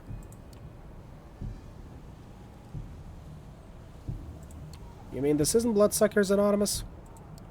A noise rattles behind your head like someone shook a can full of gravel. It might have been a chuckle, but your guess is as good as anyone's. Wise guy, huh? Luckily for you, I have a soft spot for wise guys, so I'll give you a chance to explain yourself. In a strange interplay of light and shadow, the stranger reappears behind his desk. Seeing him in his full, for lack of a better word, glory, you can't help but smirk. This is the dreaded Nosferatu? The way Sophie described them, they were expecting some grotesque monstrosity, but this guy, the clothes, the swagger, the hard-boiled detective routine, it all comes across as a bad joke. Still, when it comes to appearance, his lineage is undeniable. From 30 feet away, he could probably pass for a bum with a nasty skin condition. From 5 feet away, he looks like something made to be seen from 30 feet away. He leans back in his chair, casually pointing his gun at you. So, what brings you to my humble office?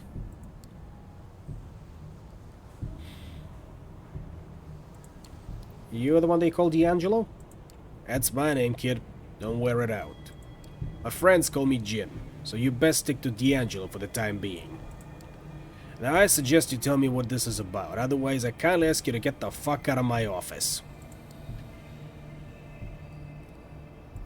Charming. I can see why Kadir keeps you around. His expression sours. Not a name you want to casually toss around, kid. But hey, I get it. You're not some random schmuck who wandered in here off the street. So let's get down to the nitty-gritty. Who I work for is less important. What I'm working on, however, isn't going so well. I think you could use some help. He gives you a look that's dirty even by Nosferatu standards. Well, ain't you clever? D'Angelo lowers his shades. For a few seconds he sits motionless with his eyes fixed on yours. Suddenly he raises his gun, almost making you flinch. Almost. Then he twirls it into his shoulder holster in a flashy display that definitely looks like it was practiced. A lot. In front of a mirror. You see the Nosferatu's lips move, but the quiet mumbling clearly isn't meant for your ears. Listening in, you are able to catch snippets of his monologue. Sure, they seem to care. What was the endgame? What was their angle? Everybody's got one, even if they pretend like they don't. Especially them. What the hell, maybe this town finally got to me. He pauses, sticks a fresh cigar between his crooked teeth. Maybe a good leap of faith is just what the doctor ordered.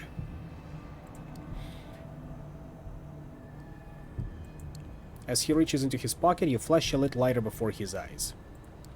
Or maybe you could use a healthy dose of unhealthy. For a split second, he gives you a puzzled look. Then he leans over to your lighter, puffing on the cig as it catches fire. A wry smile comes back to his lips. I like you, kid. You might look like a used car salesman, but there's just something about you. Tell you what, I was just about to head back to the crime scene, take a look around, refresh my notes. You can tag along if you want to. I could use an assistant.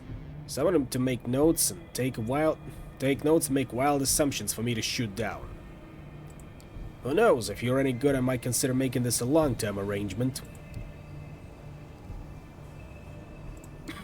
Sounds good.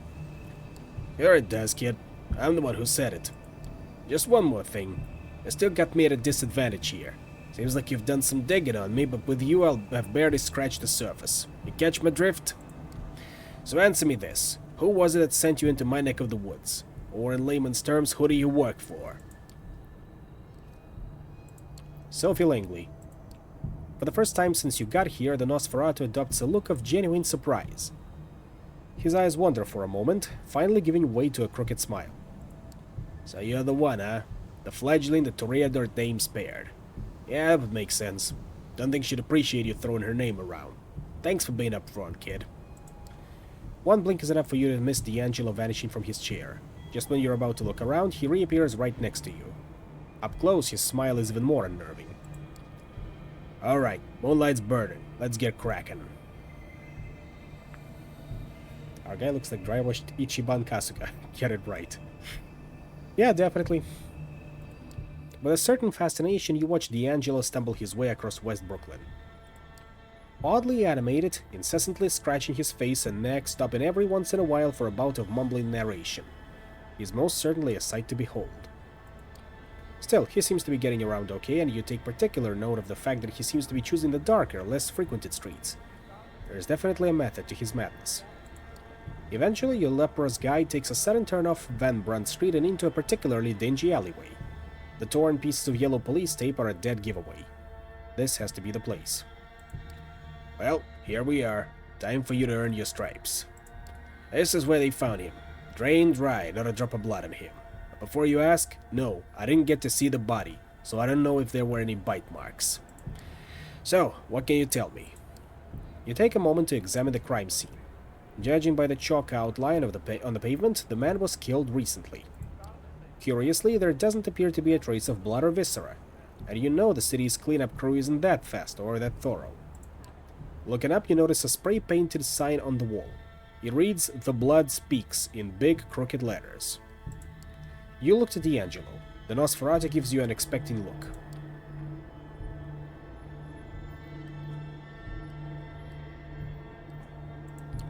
Did you say the victim was drained dry? Because I don't see a trace of blood anywhere. Good eye, kid. It's the details that count. And given that the murder was committed right here and the victim didn't make a sound, we can therefore conclude that the killer was kindred. Bingo! Only a kindred could drain a human this quickly, this quietly. But not just any kindred. Take a look at that graffiti. What do you think it means? It seems desperate. My thoughts exactly. It's as if someone wanted to get a message across but was too scared to stick around and write the whole damn book. So we got the abridged version. Tell me, if you were to guess, which clan would you say our killer belongs to? The blood speaks. The blood speaks. The blood speaks nonsense. This has Thin Bloods written all over it. D'Angelo smiles approvingly.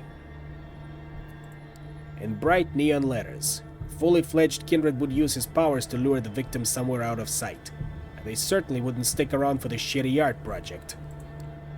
He pauses, spits out the mangled remains of a cigar. Shit, looks like we've gotta have to pay Larson a visit. You don't sound too happy about it. It's complicated. Larson's got a neat setup for a Thin Blood anyway. Lives with his family. A mortal family, mind you. Even though he's a primogen, he's managed to shield them from kindred politics. And that takes some doing. Not sure if he knows who the killer is, but he could probably make an educated guess. In any case, we'd be doing him a favor.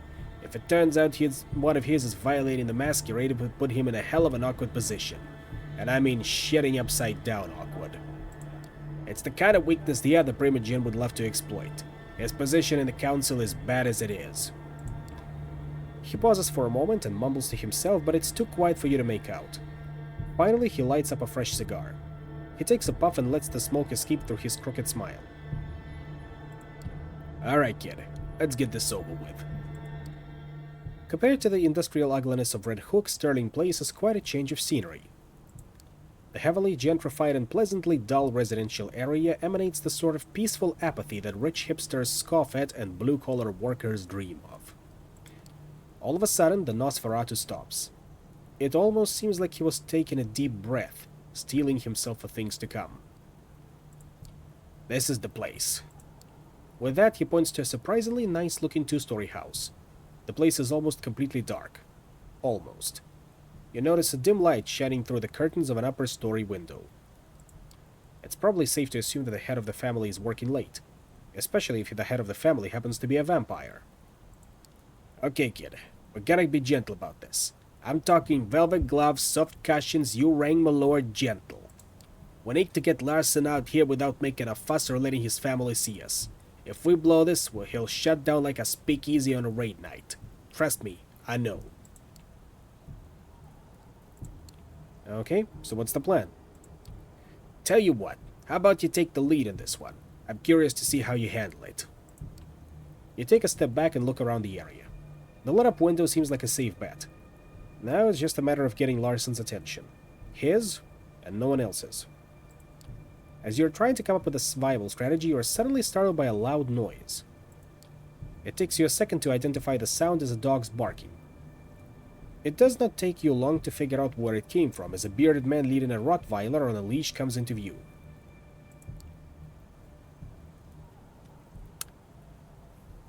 That is tempting. But let's actually just be classy. Throw a small rock at the window. You kneel down and pick a rock off the lawn. One small enough to not break glass, but big enough to get someone's attention. Deftly, you chuck the rock at the window. It bounces off the glass with a quiet but audible thunk.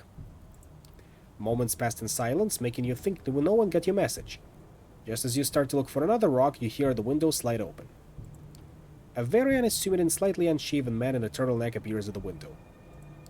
As soon as he notices you, his expression sours, like he just smelled something rotten. He addresses you, Nosferatu partner, in what could only be described as a very loud and very angry whisper. Get the fuck off my lawn, D'Angelo! You know goddamn better than to show your ugly mug around here! You glance over to D'Angelo. He looks somewhat embarrassed, scratching the back of his neck, clearly trying to find the right angle to play this. We wouldn't have bothered you if this wasn't important. Eric, stay where you are.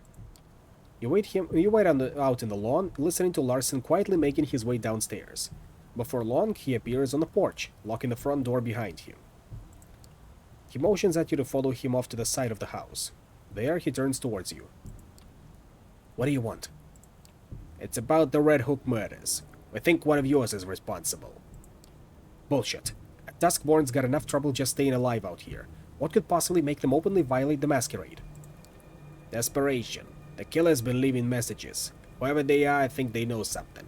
Something they can't share with just anyone.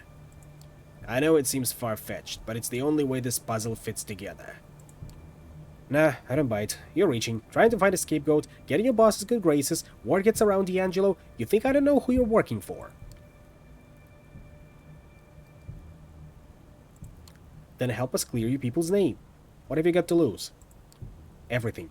I've been a thorn in the council's side for a while now. This is just the excuse they need to get rid of me. What if it turns out one of yours did it and you sat on your hands to protect him? You think the council won't jump on that? He looks off into the darkness, pondering his options. He lets out a heavy sigh. Look, I'll ask around, consult my sources. If it turns out one of my own is responsible, they will face justice. In the meantime, keep your deductions to yourself. I have enough trouble as it is. Deal. Good. Now, if you'll excuse me, I have to get back to my family. And with that, Larson retreats into the elusive safety of his home. You decide it's best to move along. You walk a couple blocks in utter silence. Even D'Angelo's mumbling seems to have taken a back seat. Oddly enough, you find his newfound reticence somewhat unnerving. Finally, the Nosferatu stops and turns towards you. Hell of a night. I don't know about you, kid, but I sure could use a drink. Something warm, in a tall, sweaty glass. But first, let me tally your score. Let's see now. You did make a good first impression. I like someone who can talk themselves out of a tight spot. Talking's cheap. Bullets, not so much. You held your own at the crime scene. Nothing I hadn't figured out on my own, but hey, we can't all be professionals. Finally, when the situation called for subtlety, you managed to avoid unwanted attention. Discretion is what separates a private dick from just any old dick. All in all, you did fine. Not fine, but not bad for your first case. Don't let it get to your head. I'll be in touch. I'll let you know if I hear from Larson. Be ready to meet me at the office. He starts to walk away, but suddenly stops and turns back toward you. And bring a notepad. Every good assistant should have one. And now, let's answer that invitation. Faith and myth. You've received an invitation to meet a mysterious someone at the Cathedral of St. John the Divine. You haven't been to a church since you became a vampire, or kindred as the euphemism goes. You've had to focus on concrete, practical things like survival and feeding. You've learned the essentials of the vampire experience, but you don't really have a clear idea of what it all means. The Cathedral of St. John the Divine is a New York landmark. You've been inside once before when you were much younger. You marveled at its Gothic facade. Looking at it now from across the street, it feels ominous. The prospect of an anonymous invitation to a secret meeting is a worrying one, but the venue is well chosen. It's hard to imagine a violent attack in a place like this, with eyes everywhere. You enter the cathedral discreetly. You've quickly learned this is an essential skill for a vampire. How to move without anyone noticing you. The full force of the cathedral's architecture hits you as you walk between the pews. If the architect meant to create the feeling of being small in the face of God's glory, mission accomplished. Based on the note, you're assuming that whoever you're meeting is somewhere in the front. As you step closer to the high altar, it feels as if something is dragging at your feet, as if the stone beneath you resisted your movement.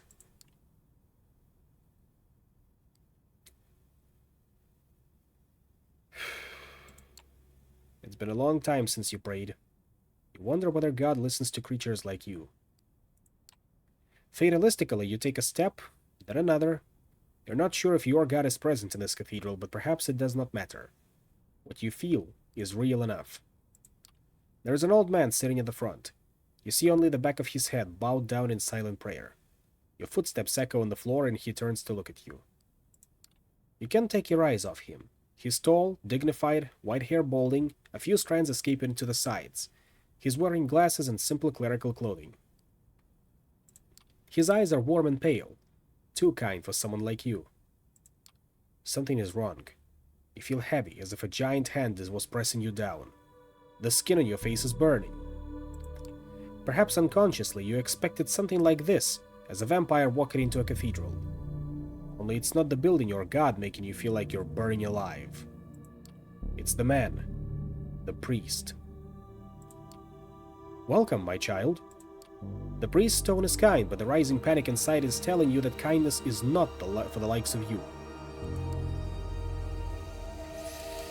The only way to understand these painful feelings is to push forward and confront the priest. As you step closer to the priest, panic rises inside you. The emotions are hard to control. Fear, anger, pain, all trying to wrestle you in different directions. Away. Can I help you? Are you okay? The priest talks to you like you would a lost vagrant who has chosen to enter the house of God.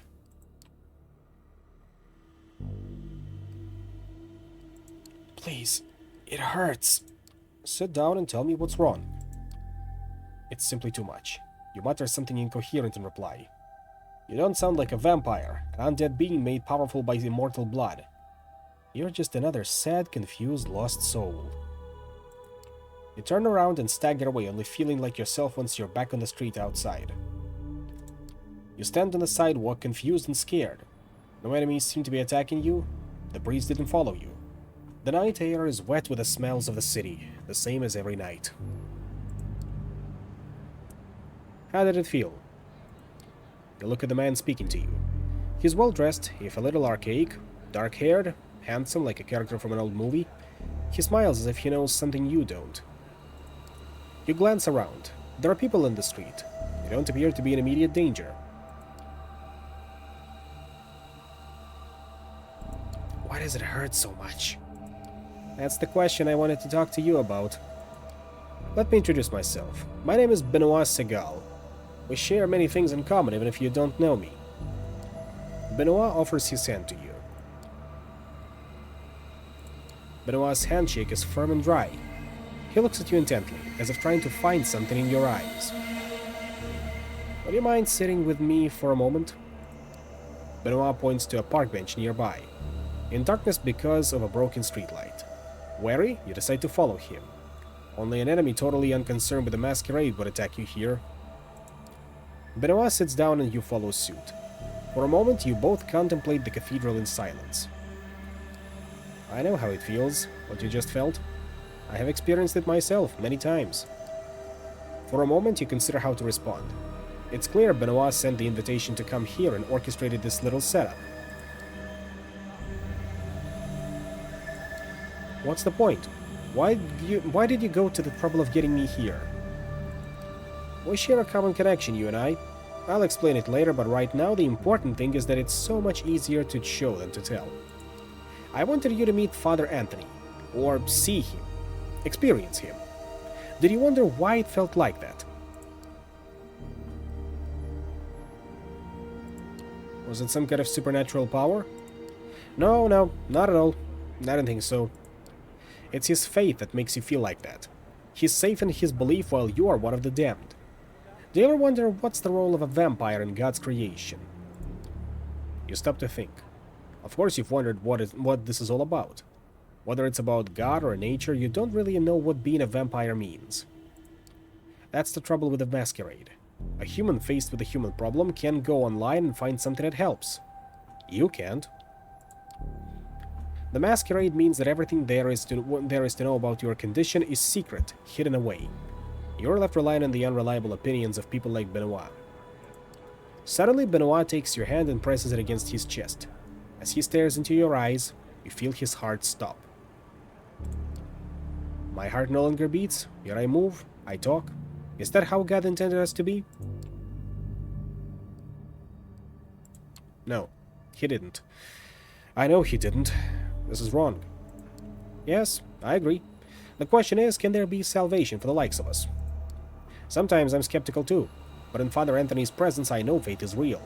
I know it because it hurts so much. But perhaps you have questions about faith in our kind.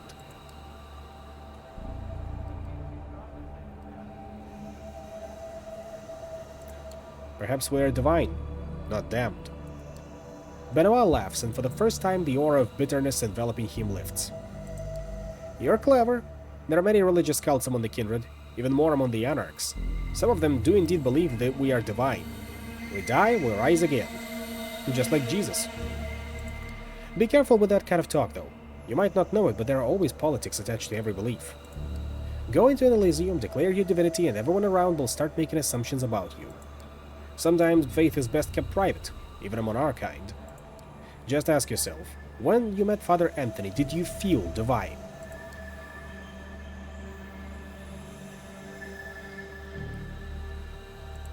I'll trust in the Bible more than these crazy vampire stories. I know it's overwhelming. It was for me when I first met Father Anthony. I know there are others like him whose faith shines like a beacon. Priests, old ladies, children, anyone that can have that conviction inside them. This is too much. You expect me to go alone with all this insanity? Benoit nods patiently. Let's meet again in a few nights, here at the cathedral. We can talk more after you've thought it through. You leave Benoit sitting in the shadow of the cathedral, contemplating what lies within. It would be easier to ignore his words without the reality of what you experienced. Father Anthony was holy. You know it to be true. But what does it mean? What does it mean, Mason? Time to rest up. Not long after you wake up tonight, Gregory knocks on the door of your apartment. Hey, I came to pick you up. Miss Langley wants to see you. Any idea what she needs me for? I'm not in a position to ask. He smiles politely. The car is waiting. Shall we? You wrestle with the same thoughts as a few nights ago. Maybe you thought you should just leave? Disappear? Let Sophie find somebody else to employ? But then you remember the anarch thug being cut down by Kadir and how close you were to that same fate not even a week ago. And that it might still happen if you step out of line. You follow suit. As with your previous visit here, Sophie seems not entirely present when you enter. Her eyes are locked onto one of the paintings in the room. You're pretty sure it was her there earlier, but she's behaving as if she's seen it for the first time in her life, entirely entranced. Gregory clears his throat. Sophie turns to the both of you, a bit of irritation in her countenance that soon gives way to a pleasant, warm smile. You're here. Excellent. Thank you, Gregory. Her driver leaves and she turns her attention to you. I hope you had a good few nights and made some new acquaintances. Eric, thank you for coming. But I have to say, I'm happy to see you, Eric. Thank you for coming. The change in mood of the room is so sudden and startling, it makes you consider the power of vampiric charisma. Rationally, you know you're being manipulated, but you don't even care. Her eyes, her motions, her entire body language all feel 100% genuine in expressing legitimate interest in you and your well-being. I have a request for you this night. I need you to find somebody for me and make a delivery. She points to the statue at the side of the room. You notice a plain-looking flash drive lying on the edge where the inanimate archer's bow touches the pedestal. The man you'll be looking for calls himself Kaiser. He has eyes and ears all over New York, and it's rare for something to happen here without his knowledge. I'll need you to take this flash drive and bring it to him. In exchange, he will give you an address, which I need you to know as soon as possible. You're about to ask what's on the drive, but Sophie proves to be one step ahead of you. Oh, don't worry about the contents. They are encrypted, a precaution for if the data falls into the wrong hands. But it won't, correct? She gives you a smile that just a handful of nights ago would make you feel like melting. Oh, and Eric? Kaiser is a Nosferatu, the twisted, deformed lineage of kindred. He is old, and his age has made him even more paranoid than others of his clan tend to be. He holds many havens and changes them often. From what I've gathered, he or one of his servants should be found in the park on Coney Island tonight. You'll have to identify them somehow. I'm told Kaiser has spent many of his nights these past few years being driven around the city in a black limo. Maybe keep an eye out for it. That smile again, but much shorter. Anything more you can tell me about Kaiser? He's been here a long time, about as long as I have. He's got into a lot of trouble with exchanging information with both the Araks and the Camarilla in the past, but ultimately got off scot-free. Kaiser's web of information proved to be strong enough to shield him from the consequences of playing both sides. Some say that it's the best proof of his abilities. In any case, be careful when talking to him. He is very particular about everyone's etiquette except his own. Good night, and good luck. She flashes one last smile at you and turns back to the painting, clearly done with the conversation. You pocket the flash drive and head out towards Coney Island. It takes you to the better part of an hour to reach the lights and sounds of the Coney Island amusement park from the city. The drive is almost pleasant this time of night. Thank God for Belt Parkway. There are plenty of people here tonight, but nobody who stands out as a traveling purveyor of secrets. Then again, if they did stand out, it would be kind of pointless, right? Nothing to do but figure out the right approach.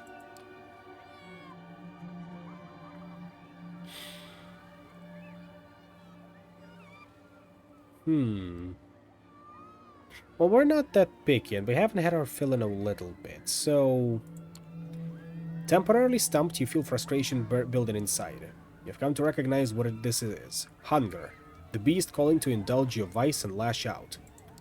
It has to be silenced.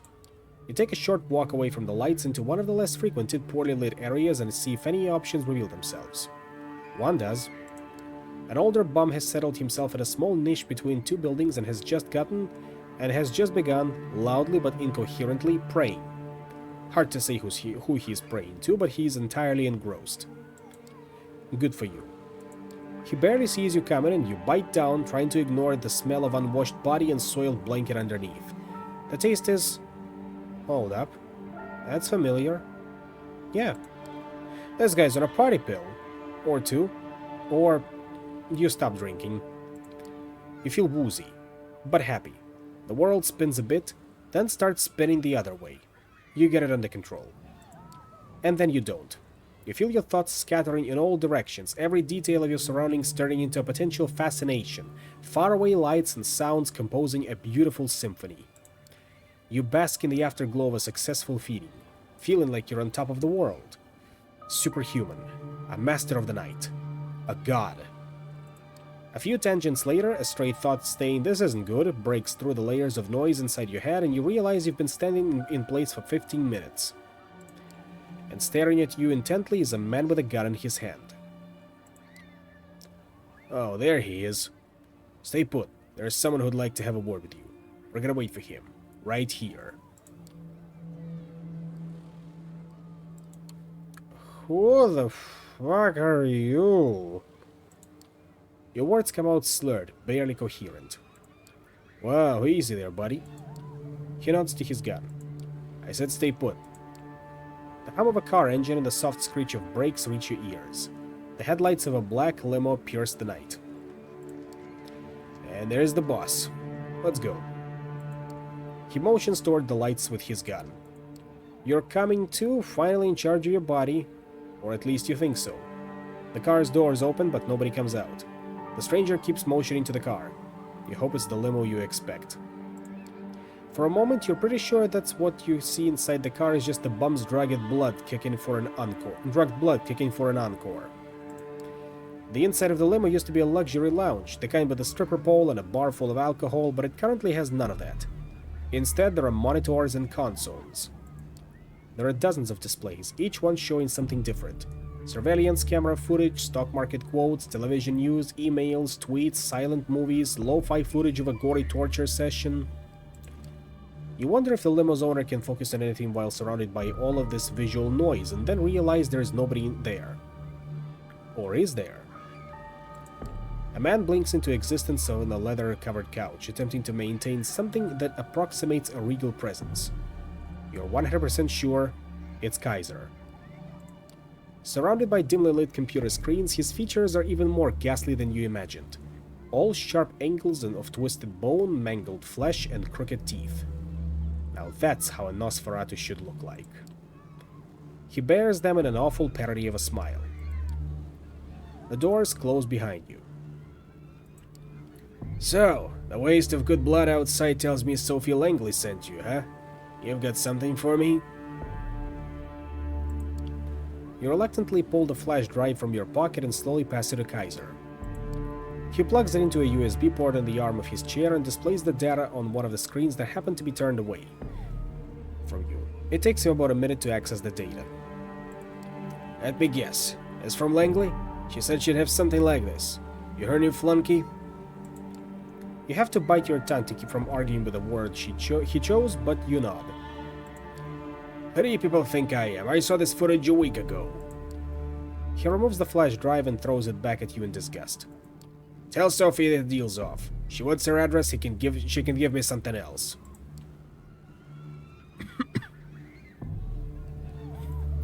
I'm sorry this proved disappointing to you, Mr. Kaiser. Can I do something to make it up to you? He seems genuinely impressed. Now that's what I like to hear. Yeah, in fact I was just about to mention it. I have something in mind. We'll talk again soon. You do that for me, the address is yours. Now would you be so kind as to get the fuck out of my car? You're pretty sure you're done here. You get out, close the door behind you, and the car immediately starts backing up. The opaque windows slide past you and soon the limo is on its way. Kaiser's lackey is nowhere to be seen, so you make your way to your car and drive back, wondering what tomorrow brings. Yeah, that was rude, but he's a Nosferatu in a position of power, so that's to be expected. Now, let me just take a quick break to drink some water, because doing the Nosferatu voice certainly did a number on my throat. Be right back.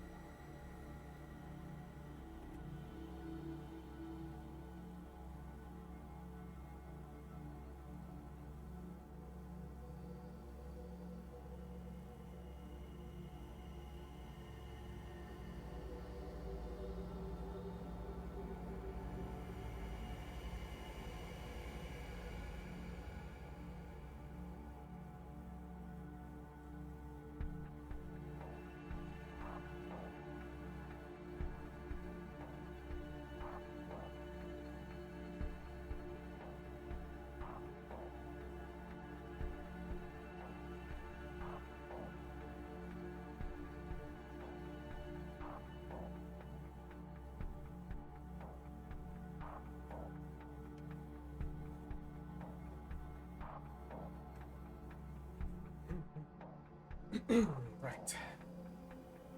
I think we get time for at least one more session, or rather, one more encounter. Let's go back to Hope and see what she has to say. I know you'll like it.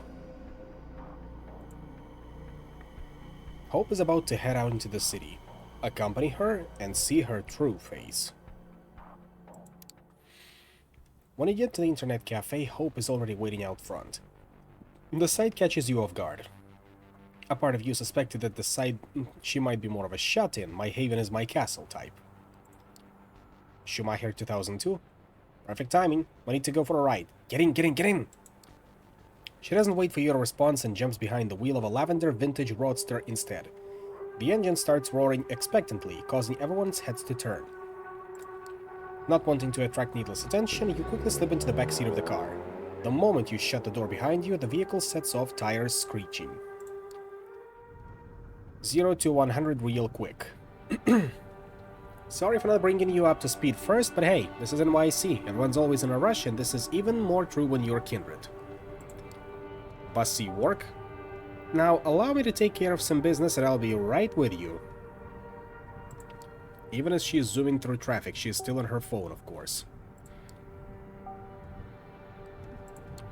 Business? How do you make a living in this city? It's a long story. Do you really want to hear it? Before you manage to answer, she starts talking. Discuss BTC. So, another extremely online malk based in New York goes by the name of Death Null, another reference to Redemption, told me to Google Ethereum a few days ago. That's how I got into Bitcoin. And I found a new religion. 23-year-olds selling visions of governments replaced by benign code and decentralized consensus. Masses ruled by algorithms as just as the laws of physics.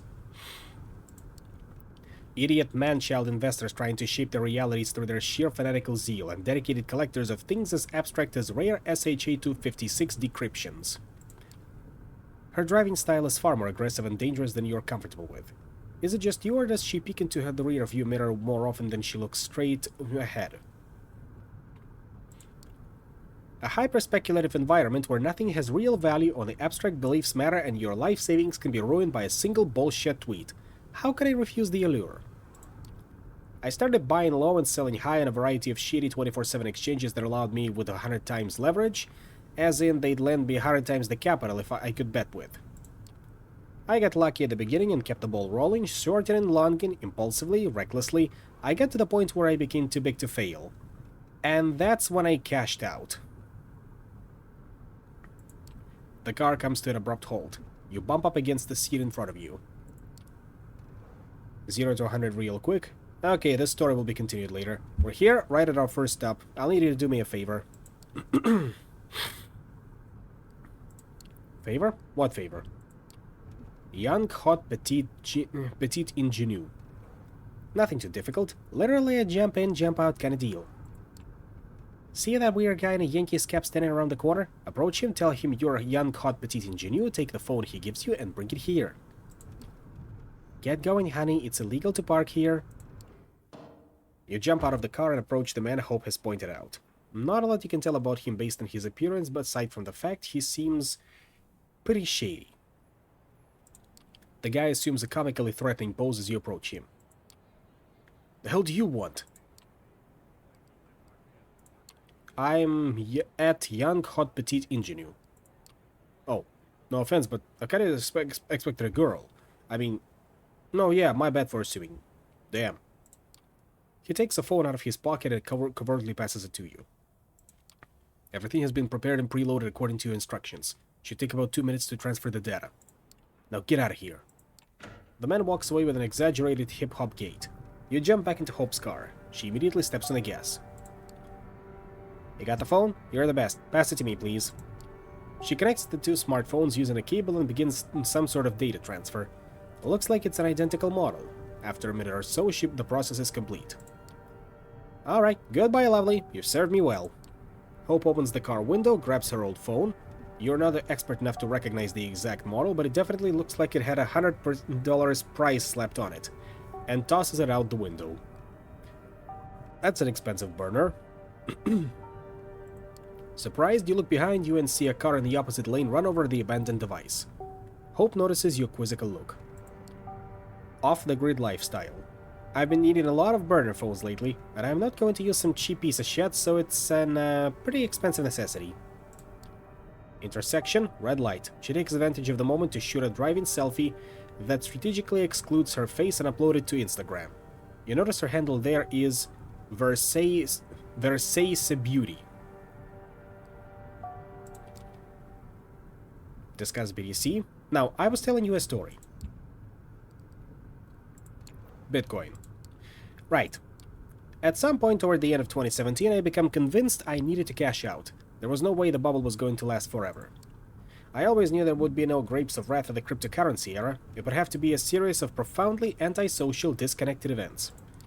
The whole crypto culture was a decentralized church of lone millennials who rejected all established modern values and kept atoning for the original sin of not buying Bitcoin back in 2013. Damn, how did she knew? Another abrupt last-second turn. You're pressed against the window. What the hell is it with her driving style? Better life you never wanted to live anyway and get a chance to win a priceless pile of nothing. Untether yourself from all worldly desires. Find joy in suicidal ideation. To this day, money holds no real value for me. It's as abstract as video game score, a bunch of numbers on a screen. This joyless world changed me forever. I knew I had to escape. Wealth haver. So I took my piles of fictional dollars to a new arena, elite NYC social circles. Not because I wanted to scam them and make more, but because I wanted to finally have some goddamn fun. I mean, of course, I had to scam them in the process, but it was only in service of becoming something more than a star. A constellation. Another abrupt stop, this time next to the entrance of a shifty-looking back alley. Leaky gut syndrome. Alright, friend, this time you're leaky gut syndrome. Whistleblower extraordinaire. Whenever a press sneak fuck wants a leak, you've got it. Get it? sorry for putting you out there in my place, but I only personally contact people as a last resort. Gets harder to protect my identity each time I show my face. And since I've got you, our man is waiting for you in this back alley. He's paying back a favor with a flash drive containing crucial information we need to stay safe in this city. Retrieve it, I will circle the area, make sure we aren't in danger right now. When you're done, get back here and I'll pick you up. Everything clear? Good. You exit the car and see it drive away in a hurry, then head into the narrow passageway. Sure enough, there is a man waiting for you at the end of the back street. With a nervous eye tick, he looks even dodgier than the last guy you met. When you approach, he gives you a mean look. You lost or something? I'm at leaky gut syndrome. You said you've got a little something that might interest me. Of course, of course. Straight to the point, aren't you? Alright then. Clumsily, he produces a USB stick from his front shirt pocket and holds it before your face. When you reach out to take it, he pulls his hand back and gives you a sly grin. Getting all this data was risky, you know. Miss Montgomery is an unusually secretive person. Digging up dirt on her took more effort than I expected. Effort that should be rewarded, I think. The more you ask her about her, the more you expect a letter saying, "Give up your inquiries, which are completely useless," at your doorstep, perhaps attached to a severed cat head. You catch my drift? The secrecy surrounding her screams friends in high places, Brave New World Order, Illuminati shit, you know? Makes me think I deserve some hazard pay.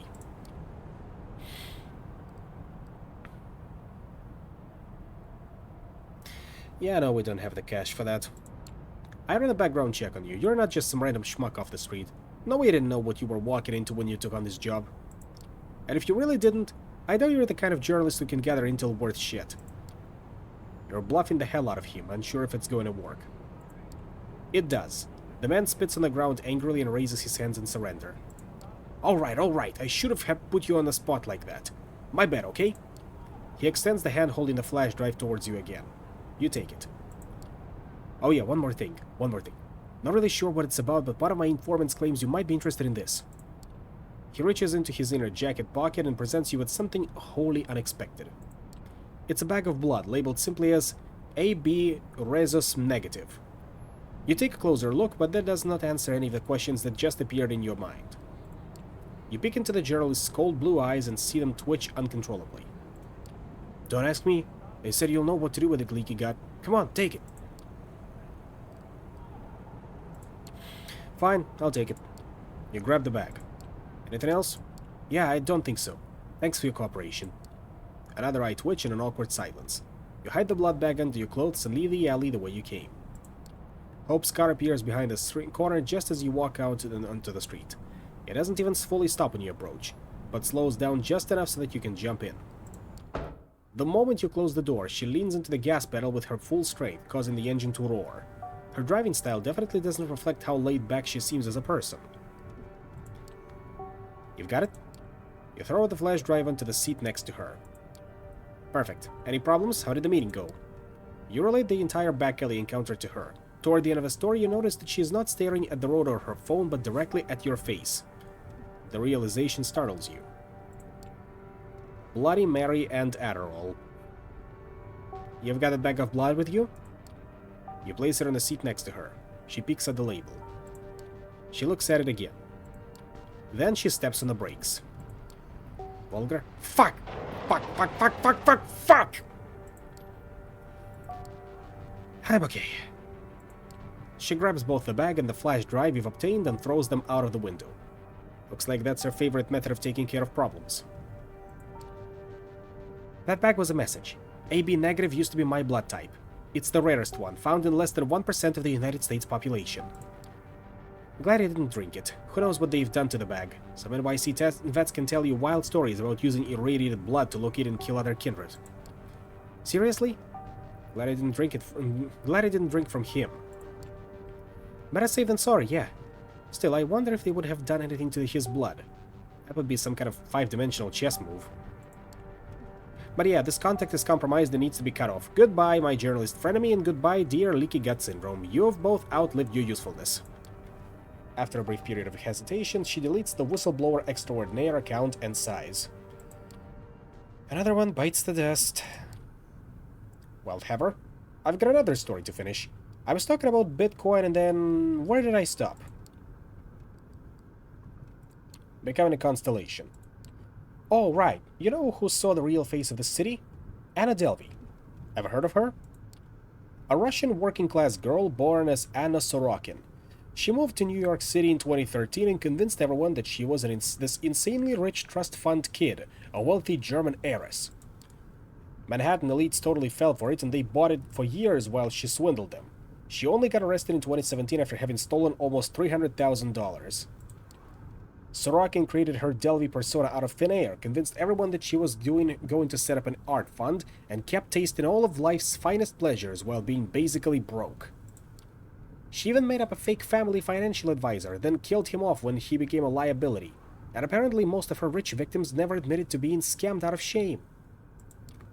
By now you're sure. The way she scrutinizes her surroundings, her reckless driving, she's trying to escape somebody. Now Delvey is locked up with murderers and Rikers, writing her memoirs, apparently picking a lot of fights. Bless her heart, she'll forever be an inspiration. But I have more advantages than she ever did. I have my own considerable funds, and can rely on many more made-up people than just some old-ass financial advisor. A whole bunch of fake content creators and influencers that average dumbass wants to get in touch with and collaborate.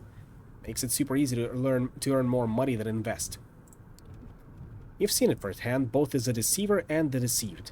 It's a city of illusions. Make non-existent money, come up with the fictional status, play nonsensical Camarilla games, and one day you might just find yourself at the top.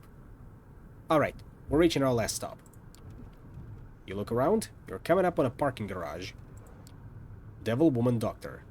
You're gonna take an elevator to the 17th floor. Give the masked man you meet in front of the door this memory card. It contains an art house movie I've made.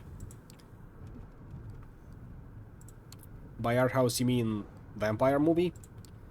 Yes, a movie you've seen me rehearse in my haven. You didn't think I was doing that just for show, did you? I found some filthy rich Manhattan pervs who'll pay a fortune for a convincing vampire camp show. I don't need money, but their IT industry connections gave me an idea. When we give them this memory card, we'll gain access to tech that should allow us to take on my biggest enemy in the city. So your nickname this time is going to be...